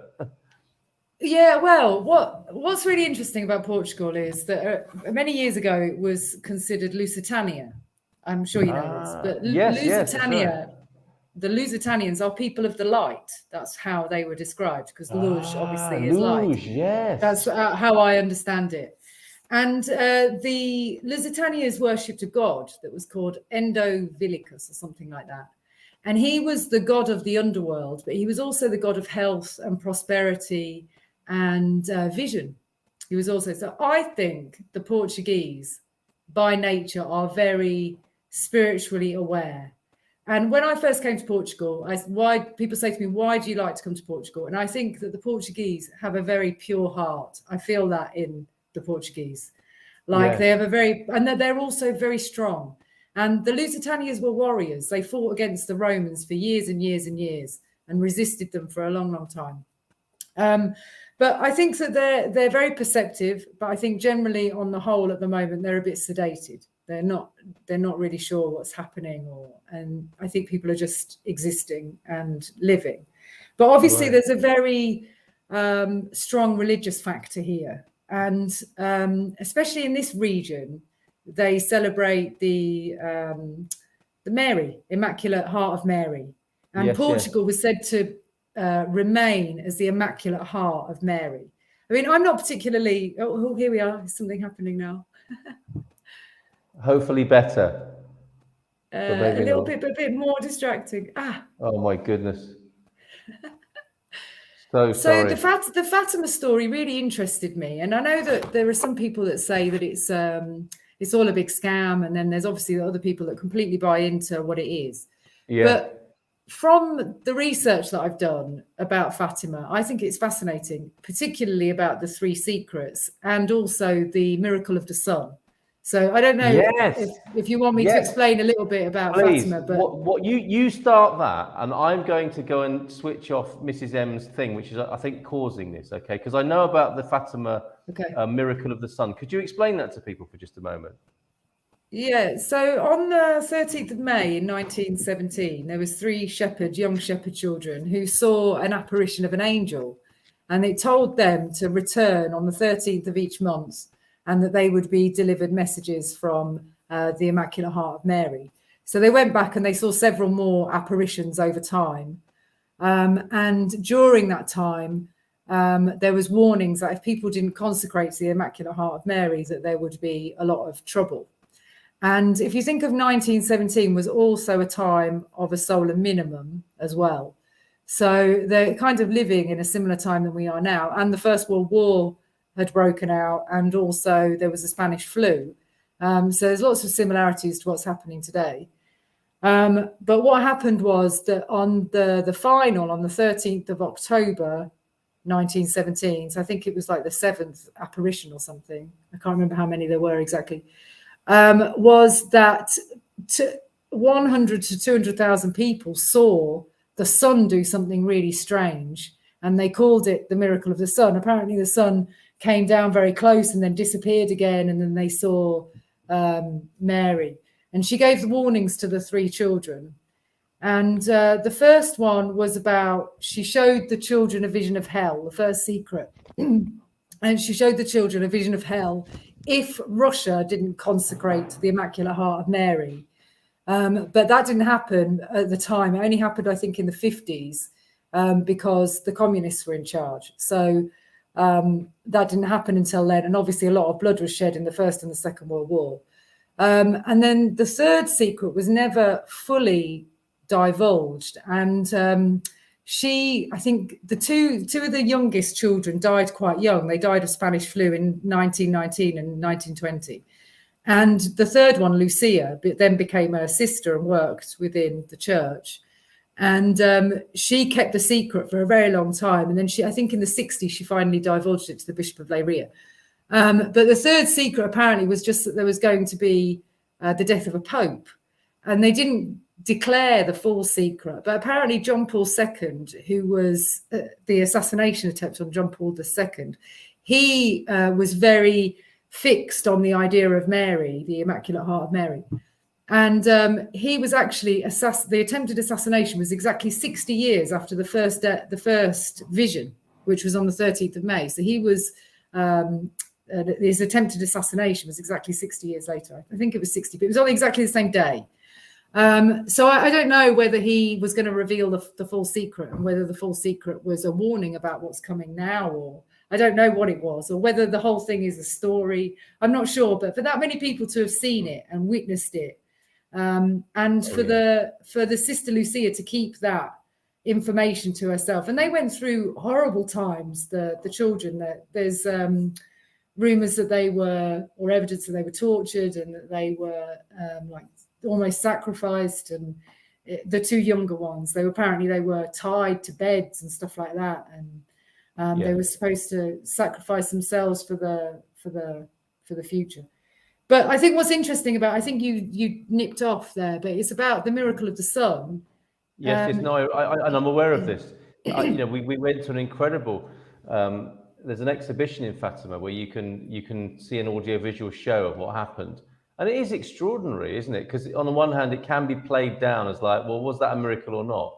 But the whole event is really intriguing and quite extraordinary. That so many, tens of thousands of people went to this field near Fatima, right? And the sun appeared to dance in the sky, and it goes against I suppose it goes against our rationality and the status quo and the cognitive dissonance and all that sort of stuff. But clearly it warrants further or more open discussion that it might have. Yeah, well, I think the parallels of what's happening today are quite interesting, because obviously it was the First World War, it was Spanish flu as well at the same time. Yes. And communism was really taking hold. The Bolsheviks were really taking hold of everything at the time. And Russia was obviously quite powerful then. So I think it's almost like, the warnings are the same today. And she was trying to maintain that belief in the Sacred Heart. And I think that's almost what Portugal is. It feels to me like Portugal is the Sacred Heart of Europe, or the world, maybe even. Wow. There definitely is a purity here. And I wonder whether that's why people have been drawn to come here, because there's a lot of foreigners here. I mean, obviously the beautiful landscape, the wine, the food, and everything else have. But there seems to be a lot more alternative therapists coming into, especially this area. For such a small area, it's not that big really in terms of population, this part. There seems to be a lot of forward-thinking, enlightened people that are moving into the area. And I wonder if that's to help drive the belief again in the Sacred Heart. And it doesn't mean I'm not particularly religious, like I'm not fixed on a particular religion. I believe in the divine, but I'm not fixed in a particular mode. And I've been to Fatima, and it made me feel really uncomfortable, actually. I felt uncomfortable in the grandness of it all. Yes. And people on their knees, and I felt it felt like a strange energy there to me. But I think that obviously something happened there that was very, very important. What it was exactly, I guess we'll never really know. No, unless indeed. we see it again, unless it happens again, and we're here to witness it. Well, true. I mean, that was so amazing to have this context for Portugal, what we're talking about, the possibility of Portugal, just even this, very sort of mundane idea in a way compared to all of that of a holistic directory. But maybe there is something on the move, and maybe there is something we're a part of here. Really, really brilliant to have you here tonight. And we've really ignored our people in the comments. I'm sorry for that, but you can understand why. We were having a riveting conversation with Jennie here, and then that weird technical thing that happened as well. That was a bit spooky. But going way back, nearly an hour ago, when Stephen was talking about his 14 hours sleep, when we started talking about sleep, it's because he had a fever, and I feel a bit bad about bantering him so heavily there. So hope you're feeling better. That sounds like you are fit. A 14 hours kip seemed to do the trick. Jennie, let's go through a few of these. Some good alternatives from smoking tobacco are the leaves from mullein, marshmallow and sage. Sage, of course, very, very pungent and special vibe about the sage plant. I think that was part of my, what's it called? Sweat lodge ceremony that I did. That was one of the weird things I did. We throw the I Ching each morning to help focus the day. Fantastic, Jim and Mandy. The placebo effect. Jump in if any of these pique your interest, Jenny. The placebo effect, if our body's healing itself because it's been told it can heal. So, you know, what the important thing is the result, isn't it? Carl, please, you're not allowed to call Stephen weird. You should call him Mr. Weird. Okay. We'll go with that from now on. Dave is here, Mr. Fire Dave. Just realised you're live. Thought I was watching a playback. No, I was sat very still, Dave. Oh no, yeah, we are live, and we welcome your comments tonight. Yes, placebos and the power of suggestion. Von Marcos is here. Marcos Verbon. Hello, Marcos. Always fun to read the extensive side effects on medications. Also quite scary, and you have to have quite a lot of time on your hands, don't you, to read that massive leaflet? I think as well. And good eyesight. And very good eyesight. It's as though they're trying to hide it. Apparently, our insurance guy, Nuno, was telling us that there's now a law in Portugal where small print has to be of a certain type size now. Maybe they'll do that with pharmaceuticals as well, ultimately. It'd be like a book then. It comes in a free book. Yeah. A few years ago, we could do it on an MP3 and listen to it. A few years ago, yeah, here comes your pharmaceutical podcast for the medication you're about to take.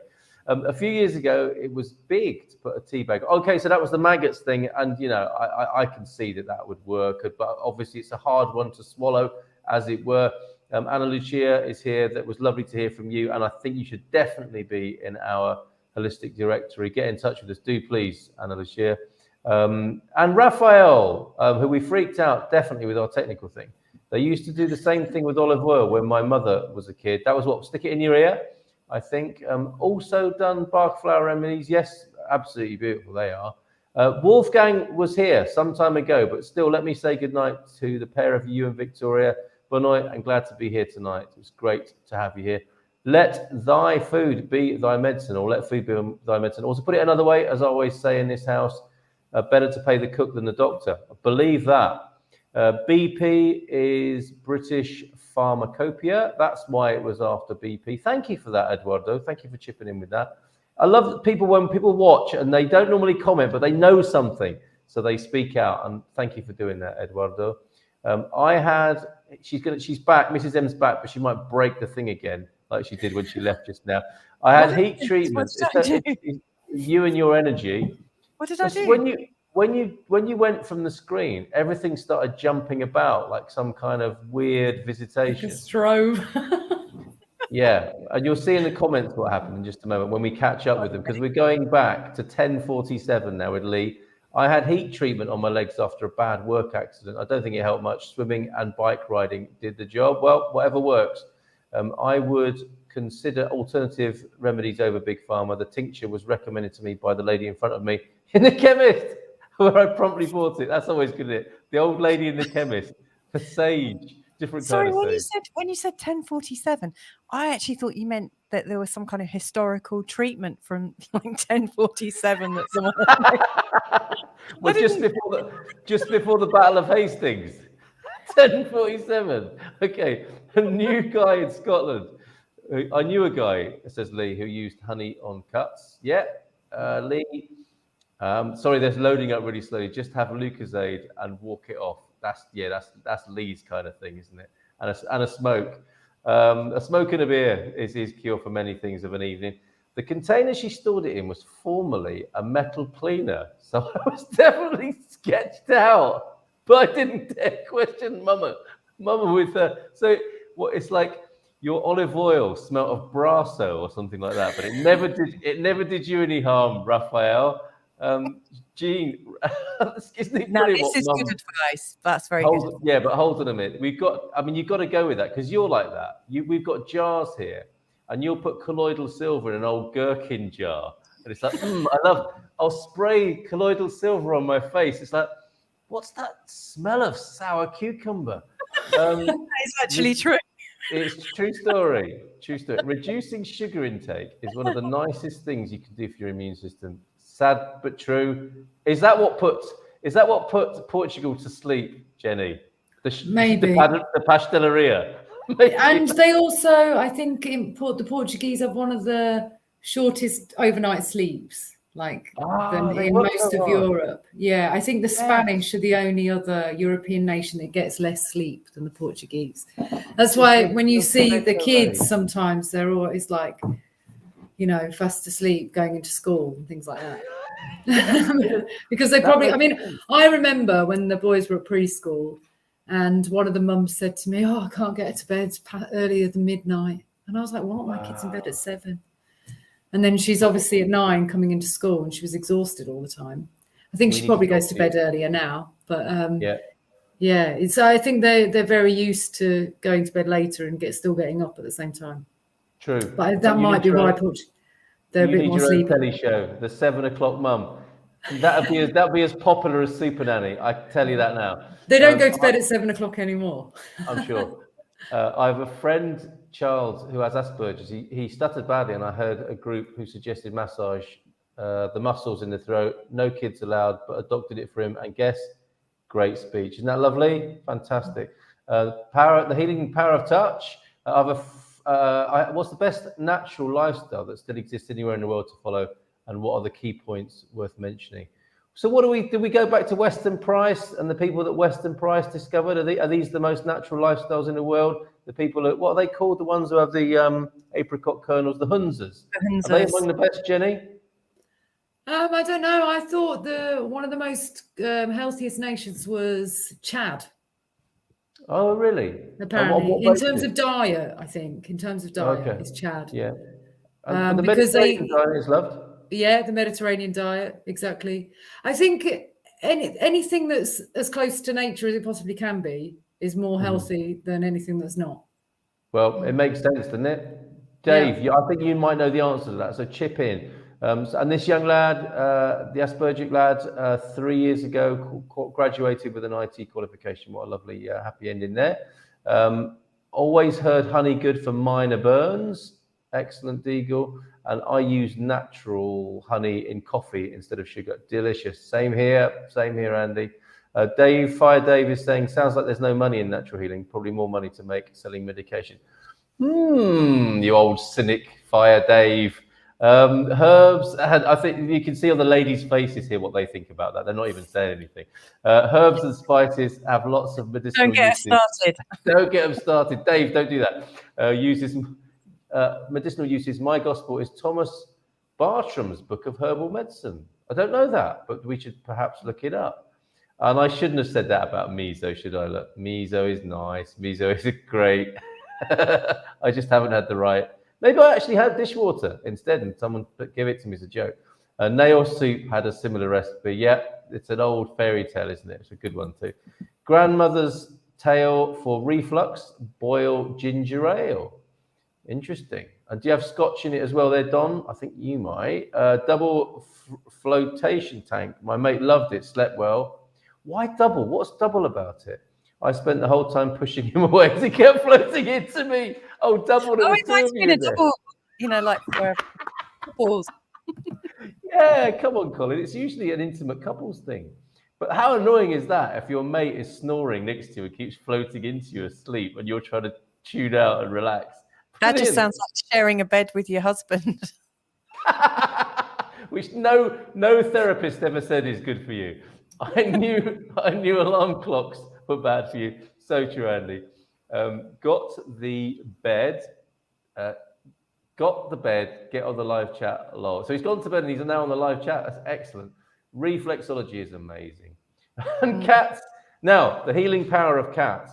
Except at 3 a.m. when they're trying to get milk out of your buttock or something like that on top of the duvet. What is that about? I love cats. They're so good. No, I don't. Okay. In my late 20s, I was interested in massage therapy. I was in Albuquerque, says Nubianet, visiting my boyfriend. I had an energy work session more as a potential student. It was so freeing. I dumped the boyfriend. Poor bloke. Love foot massages, says Andy. Don't we all, though? I mean, it's just something about, it's in the Bible, isn't it? The washing and the massaging of the feet. It's just so basic for human beings. Thanks. Nice discussions. Thank you, Seth Renio. There's a big catch up to do here. I don't know if we've got enough time to do all these comments. I don't mean to be an old. Say that. You can't say that. It's true, because I've got to peel off to do my meditation. We've got to say that There's 40 minutes worth of comments to catch up on. You can't not say that Dave G keeps seeing butterflies. If somebody shares that with you, you've got to put it on the screen, haven't you? And he's talking about the energy thing going on here. There are so many alternative ways we can heal. And thank you, Jenny, for reminding us we have to believe in our healing. Thank you, Wolfgang. The mind is so powerful. Prior to moving here to Lisbon, I was doing sound therapy and hoped to, oh yes, of course, hope to get back to it once my bowl sound table and instruments. See, the people are gathering. I've used tuning forks. Everything is energy. Fantastic. I'll go through it real quickly then. Yes, on the tuning forks. I'm so happy to hear you use the word disease. Yeah, you talking my language there. Sniffles and chills. Going around here in the UK, our little girl and Fiona here have to try a dash of ginger and a spoon of honey in lemon tea. Good thing. That's a good thing. You know what I absolutely swear by with any kind of congestion is, and I was saying this with you the other day, Jenny, is a little bit of what's it called? Apple cider vinegar. Yeah. It absolutely decongests straight away. But maybe kids probably won't like it very much. All right. While you're talking, I'm going through the comments here. Dave's had an energy shift by the sound of it. Hi, folks. HR are here, everybody. Act normal. Faye folks to the blame. I'm sure it doesn't stand for human remains, does it, in that context? EMF is powerful in nature, absolutely. While facilitating the groups, we focus on the energy of the group and look to help move the collective energy forward. Yes, rather than focusing on the one heckler. That's good facilitation, isn't it? Or that person. Why is that person not smiling? Do I have to do something to please that person in the front row? It takes being aware of several levels of energy at the same time. Yes, quite a skill, and we know that Jim teaches that. Anna Lucia, silver prices are rising, so buy, it's the future. Yes, and colloidal silver too. Beverly's here, everybody. Good evening. Hi, kiss for us. When I was 13, I was very unwell, and my mother called a spiritual healer in whilst awaiting the doctor coming to the house. The doctor was astounded by my recovery and was mind blown by the change from what she had originally reported to how I was when he got there. The doctor told my mother I had a meningitis virus. I'd been very open to healing since. That's amazing, isn't it? And what do the doctors say? Well, whatever you're doing, keep doing it. Oh, goodness, this is quite entertaining. So this is where you left, and it caused these comments, love, okay, when you pushed whatever button you pushed. Look, Jesus says, this is for the people on LSD. I love technology. The energy is high, says Dave G. Jiving like disco dancing divas, huh? So we were moving around the screen. How much alternative medication is dismissed by corporate pharmaceutical companies? A lot of our grandparents' old treatments work. The soap, poultice, or salt water never did us any harm. Yes. Right. I'm very partial to a bit of salt water, and also I've got a little vial of turpentine. For when I'm ready for it. Not ready at the moment. I like to have a few things at the back of our cupboard just in case, because you never know when the supply of what you might need will disappear. You know, like whenever I move somewhere new, I'm always looking out for my nearest rosehip tree, elderflower, you know, and I have like a little map of healing places. But I think it's really important that we understand where we can get the things we need. Absolutely. Now, was there a transit in Uranus? Was there a strange energy? Or did you just leave your headphones on the space bar? I think maybe that's what happened. Is that what I did? Is that what I did? I think that's what you did, and it caused absolute chaos for me and Jenny. Like, we talk about vertigo. Okay. This is so funny. Back, aren't I? Oh, it was madness for a little while. Okay. The producer account hasn't been fully disabled. I'm so sorry. EMF way. Just need to add music, assuming you're using StreamYard. Okay. Thank you, everybody, for all of those. And then Jenny was talking about the spiritual significance of Portugal and places in Portugal. So Sintra came up. A really, really nice name. That's where I left the conversation. You were talking about was it the Mary Magdalene? Absolutely. You've got to watch that again. You've got to watch that. So someone talked about Lusitania. Yes, Antonio F knows about this. And we'll get you on one day, Antonio. If we'd love to talk to you about Lusitania. Sintra, well, we are in it, aren't we? But the ancient sort of representation would be wonderful one evening. Sintra was known as the Mountain of the Moon. That's interesting because the Serra di Estrella, obviously, is the Mountain of the Star. Oh, yeah. Interesting. I hadn't thought about that. Yeah. And also, have you been down to Evora, where they have the stones? Not yet, no. You have to go. Okay. I'm planning to go down on the solstice. We're waiting until the cold, probably the solstice would be a good time actually, because we have to watch the temperature here because our kids just and me with my hair color, I'm not really good in the real heat. I've got to. Yeah, well, it'll be December, won't it? So it's very powerful. The stones. Okay. It's amazing. You can just walk straight in. You can walk around. You can touch the stones. There's no restrictions. It's incredible. There's 2 sites in Evora.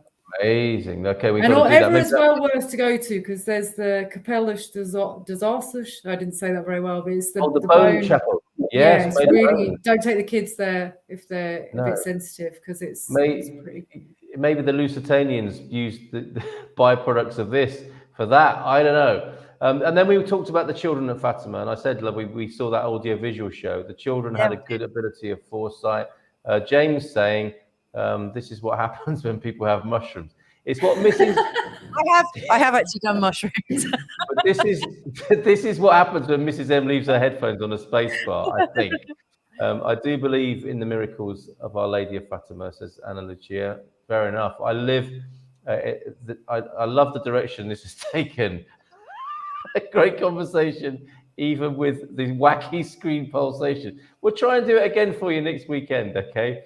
Loving the conversation, says Joao F. Thank you for joining us, everybody, because I need to go and do my meditation while Jennie and Louisa keep... what I'm going to do is I'm going to hand over the comments to you two while I go off now. Is that all right with you, Mrs. M? Yeah, you okay to stay, Jennie? Yeah, fine. Yeah, cool. Yeah, because there's a comment here actually. Wolfgang sharing that Eileen McCusick was the lady who was doing biofield tuning and has a book on it. And actually, when I spoke to Bobby Vasquez in I can't remember where he is, somewhere like San Fran area, he actually trained with her. So yeah, I can totally confirm that. Andrew is saying the universe is full of many forms of energy, thermal, acoustic, radiation, light, all based on a huge frequency range. The sun is one of the key driving forces of our solar system. It's funny because I never really thought of getting into astrology as being something to do with healing, but it really is. When I look at somebody's chart, really, to me, it represents the sort of like magnetics or the frequency that person was born with. I love it. Solar winds are charged particles emitted as far as Pluto. I had the same a few weeks ago. Oh, is that with your show, Dave? The Kundalini, I think. He was, I think. Oh, right. It's either Kundalini or a strobing StreamYard set. So Andrew Gilchrist at EMF, we've done that one, haven't we? I think I've done all of these. I think you're a bit behind the times, but I'm going to go now. Through, don't you? It's at this point in the show, everybody, that I'm going to go off and meditate, and you can join me on this the link that I've put below, and you can check in on before and after. So just before the end of the show at midnight, I'll come back. And I'll be refreshed, and my aura will be enlarged. It's going to be amazing, okay? And you'll see me. You might, if I fall asleep, will you shout down from upstairs? If I drop off during the meditation as well. I'll come down and draw a No, I won't draw a moustache on you, but I'll draw a shaving foam. Shave off one of my eyebrows while I'm asleep, and people will love that. Okay, I'll leave you to it. Have a nice meditation. Bye. Enjoy. Oh, he really is off. Is he going to stay on the screen? He's going to stay on the screen so we can watch him. So what energy, we'll come to the rest of the comments in a second, but I just really want to find out, with energetic healing, is there one that you've wanted to try and have yet to try yet, Jennie? Try for myself or try to practice? Oh, both. Well, there is something that I find fascinating, and that's have you heard of Willem Reich? Yes, So- I wanted to build one of his orgasmatron thingy. Well, I've got a book that tells me how to build one. So his organ accumulator, it was called. But if anyone doesn't know about Willem Reich, he's definitely someone to go and research, because he was completely discredited and then arrested and put in prison, and he died in prison. But he was one of Freud's students, but he had a different belief system to Freud. And, you know, I think Freud's beliefs have actually done people a lot of harm in some ways. Obviously, some of his is the very basis of psychology, but I think in terms of some of his ideas, I think it might have done more harm than it's done good. And Reich went down very much the vibrational frequency, color spectrum route, and he had very good results with that. And he had some controversial ideas as well, you know, but they were. I watched a fascinating documentary about him. I'll see if I can find it and post it, but it was really interesting. But that's something I'd like to try. I'd like to build one and try. Luckily, I've got a very handy partner who could probably help me build it. But I'd like to give it a go. And I know that like lots of people are using red light therapy. I went to see a friend today for a yoga session, and she's just got a red light therapy lamp. When did you find time to do that?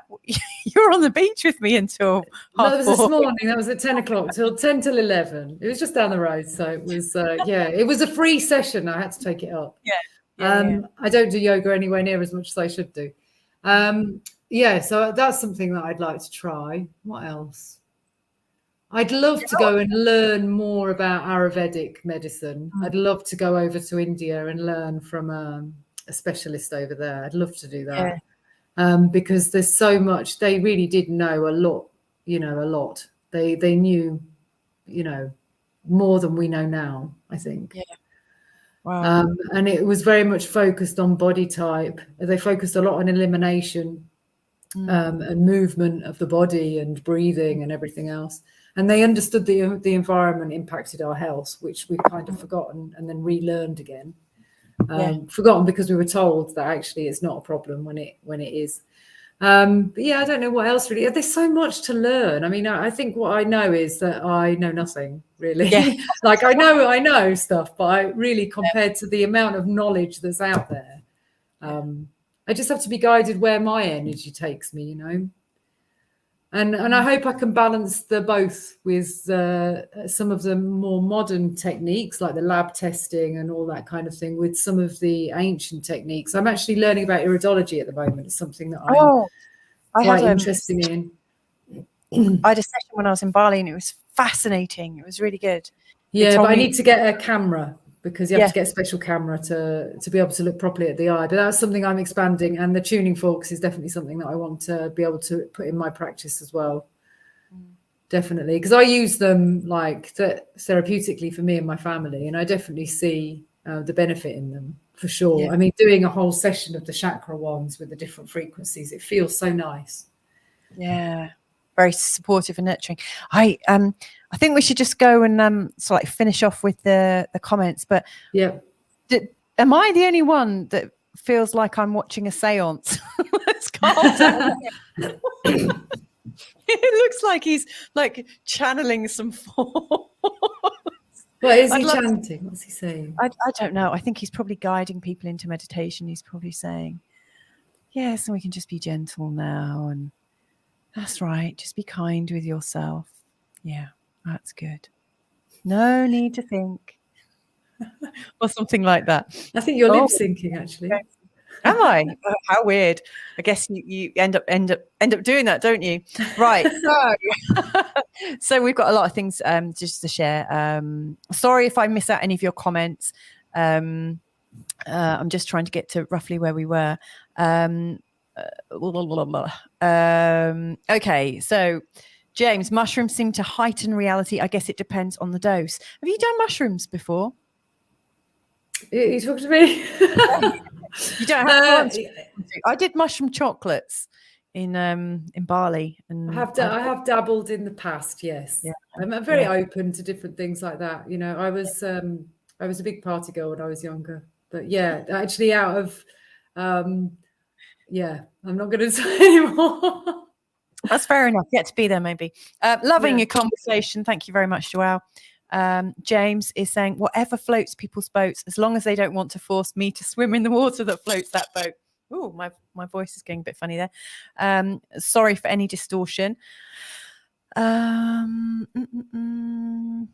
got loads. I'm so sorry, everybody, that we're not going to get to all of these.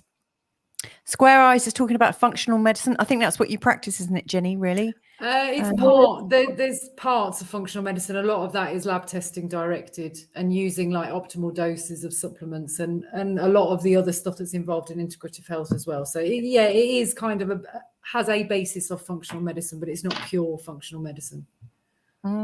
Got some interesting comments from James here.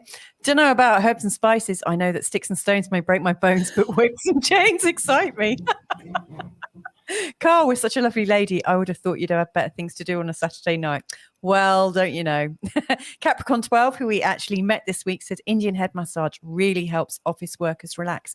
In fact, I worked at a place where we every now and again had masseurs and Indian head massagers coming in to do a bit of work on people if they needed it. I think that's a really great way of doing it. Dave's saying, I was researching what was happening to me and I found out Kundalini awakening, and then it was mentioned this evening. Wow. Well, it's amazing that you're having that Kundalini awakening.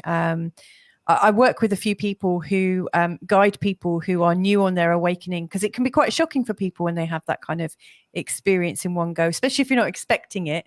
Wow, congratulations. Adding honey to apple cider vinegar and drinking it like warm tea isn't half bad. Yeah, we call them honeygers. So we often start our day with a honeygo. It's really great. I love it. Can you do some remote healing now and send a few energy vibes, please? You know what, Dave? I will tune into you, not right now, but when I finish the show. And I invite anybody else that would like to send Dave some remote healing to, I don't know, think nice thoughts for him, healing thoughts for him.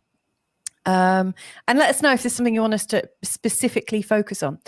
I don't know what that S was. James is saying, come on, people, smash up the likes. Yes, bring it on. Let's do that. Thank you. And also, if you're feeling a bit generous, I would like a few more followers, because I am, I think, only 4 people away from hitting 500. And Carl really takes the mickey out of me because he's got almost 9,000 followers on his Good Morning Portugal.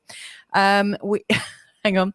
Charmander's Bestie is saying, I love this channel. That's all. Have a good night. Well, thank you very much for popping by and letting us know that. That's great. Capricorn 12, Nazare has some powerful healing vibes. Yes, and so does San Martino de Porto. I was amazed how relaxed I was when I visited over the last 5 days, even with doing a 600-mile road trip from the Algarve and back. Yeah, I think you're a little bit surprised at just how cool this area is. It's brilliant, isn't it, Jenny? Yeah, well, some people say it's the California of Europe, this area. Yes. And I feel a bit like that when you drive down into Foz, the Rhône. You drive down, it's like being somewhere else. It's amazing. I really like it. James is sharing 369, the magic numbers. I would agree with that. I really love the patterns of numbers. Do you follow numbers a lot, Jenny, as well? Yeah, I do. I mean, that's a whole other conversation, isn't it? Yeah, I mean, it's not something I'm an expert in, but I do follow numbers and synchronicities and things like that. I am very interested in it. Yeah. And Tesla said, didn't he, that 369 was the secret to the universe. So. Yeah, and astrologically as well. I notice with my clients that I work with that when planets are a particular distance away from each other, like when we're talking about angles, the angles to do with 3s and 6s and 9s, and that kind of resonance is very, very powerful. And so I look at those as well. I also like geometria.org. Yeah, me too. Yeah. Not surprised there. You can have hours of fun with that. Oh gosh, yes. And 9 is the master number. Wolfgang saying good night and thank you. Thank you very much to you and your good missus for joining us tonight. Digal Makilla, what's happening? Looks like did something happen? It looked like something just came out of his body there. It's like he's summoned the dead. Oh, I shouldn't say this, you know. I'm going to send some healing vibes down to Mr. M. I wonder if I could do like a puppet show with him. That would be fun. Like pull his strings. Anyway, sorry. Deagle saying it's known that a full moon, more women's pregnant waters break starting labour. I think I've read that out wrong. I've worked 27 years in a maternity hospital in Belfast. And There's a lot of psychiatric admissions as well, the same, and more heart attacks and strokes and things like that. Yeah, And I'm they not don't call it surprised by Luna for anything, do they? lunacy, lunatics taking over the asylum. Yeah. Don Murphy saying, I think you need to do a second, especially I have I'm just rejoining the stream now. Hello. What were you channeling down there? It looked like you were summoning something. Seeing you just like muttering to yourself with no sound is really freaky. What was that? I just missed it. I only got the end of that. What is really freaky? You going like this. Chanting. No, I was just talking to my meditation friends. I know. Who aren't all of a sudden you went like this. Did I? Yeah, I gave a Mexican meditation wave. Well, I was hoping I could go like this and like pretend to pull your strings. Yeah. You could try it now if you want. Let's see if we can do that. That's rubbish. That's never going to win Britain. That's never going to win Britain's Got Talent. That needs more practice for sure. No, our date night's a bit boring, isn't it? Apart from Jenny, who's come to glam it up a bit. Is Carl snoring? I didn't drift off tonight. I was there. I was right there, and it was lovely. Oh, hang on. We were looking at Don Murphy's comment. I think you need to do a second. Is this like a? Oh, why are we getting this horrible? We can't hear it as badly as you can. Oh, okay. I've given home grandmother's remedies, solution pills are not the answers. They help, but are not a cure. This all goes back to 2 weeks ago, cause and effect. Oh. I'm not sure. What we talked about the other day on the rainbow effect. Yeah. I like this gut health plus core limiting beliefs.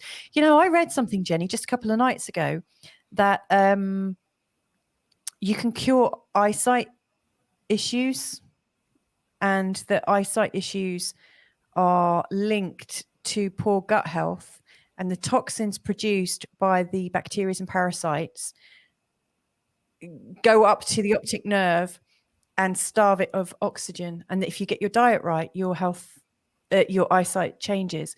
And the funny thing is, I've noticed over the years that I've had, say, 4 months of like really poor eyesight. And then as I get healthier, I notice my periods get better and my eyesight gets better. Yeah, I guess that restoring your balance reduces inflammation. Yeah. And that inflammation can be anywhere in the body. It could be the optic nerve, or it could be the liver, or it could be anywhere. That inflammation could be anywhere. But gut health is definitely a massive area of expansion now. And there's a really good resource that I use, which is the Probiotic Advisor. And what it does is it has all the research for different conditions and different types of overgrowth. And so you can really specify which probiotics you need to give, because not all may be beneficial. Depends on what balance you have. And you only really know that if you test. But I think what's fascinating about the gut microbiome, or the microbiome, not just the gut microbiome, but in general, is that they estimate that we're only 10% human. We're actually 90% microbiome, which is fascinating, isn't it? We're like a vessel for our microbiome, really. They're controlling us, or we're controlling them. I read a very good book called The Psychobiotic Revolution, and it was all about mental health and the gut microbiome. It's fascinating. It's funny, we were talking about this last week in fecal transplants. Yeah, fascinating again. And how you take them and whatnot. And did you know that if there's firmicutes and then there's bacteroids as well? And if people that are more prone to be obese have a certain balance, and people that are more prone to be thin also have a certain balance, they're the opposite way around. And if you implant someone that's very thin into someone that's overweight, and that bacteria becomes the more dominant bacteria, then that person will lose weight. And it can also be the opposite way around as well. Wow. So it could be a treatment for obesity. Yeah, That where is a can I get wow. some of that? Because what they say is that your gut microbiome is driving your choices. So Candida, for example, Yes. loves sugar. Yeah. So Candida is almost telling your brain, it's saying to your brain, eat sugar, because it loves sugar. Yeah. In Yeah, fact, they're it very does. smart. Yeah, my goodness. They get their needs met much better than we do. Do you know Okay. what? We are at what? midnight. We are Oh, midnight. it's 5 and past already. yeah, the from microbiome to microphone, which has a grounding issue, and we can resolve the show in this. This is, you know, how you do one thing is how you do everything. So Yes. maybe if your We need to microphone needs ground. grounding, so do we, and that might be a note. We all need more grounding, don't we? I think. And look at this. This just in. Thank you for the lovely meditation, Carl. So somebody did come with me to the other side, as it were. Yeah, I was Thank you, watching Anne. our numbers. We didn't really lose many people. Which makes a change. I did hear you talking about our relative numbers on our YouTube channels. So I hope you enjoyed that moment. I think we should leave it there for the night because Jenny, you've been so generous with your time, and we know that we've kept thank you you so way much. beyond your bedtime tonight. it's a pleasure. And you're a star, and thank you so much because you've talked about so many different things tonight, and so many interesting and fascinating things. And I hope you'll come back and talk to us again. Jenny, Definitely. if somebody wants to contact you about having some integrative coaching, health coaching, what's the best way for them to reach you? Well, they can go to my website, which is www.genius.life, or I can put my email on the chat if people want to email me on the chat. Life. I've just popped in your website. Okay. Yeah. Great stuff. All right. Excellent. Jenny, thanks. Everybody else, thanks. Love, if you press button number 3, will some music start playing? Button number 3. Oh, let's find out. Yeah.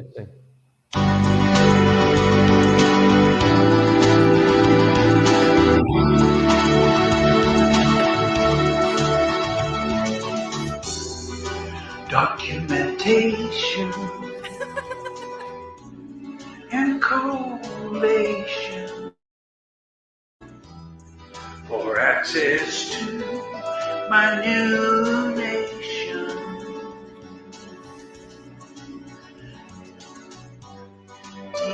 DD7 on a tight ration.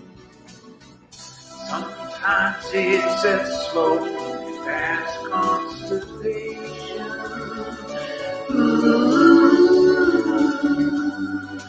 One day I know Sep will come through.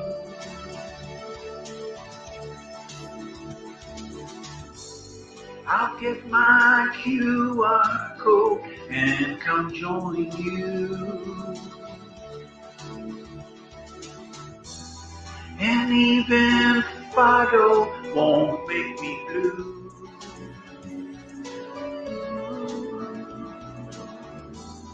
It's documentation and correlation for access to my brand new nation. Access to my brand new nation. Ooh, access to my brand new nation. Thanks very much, folks. We'll leave it there. Bye for now. See you next week, 10 o'clock. And only on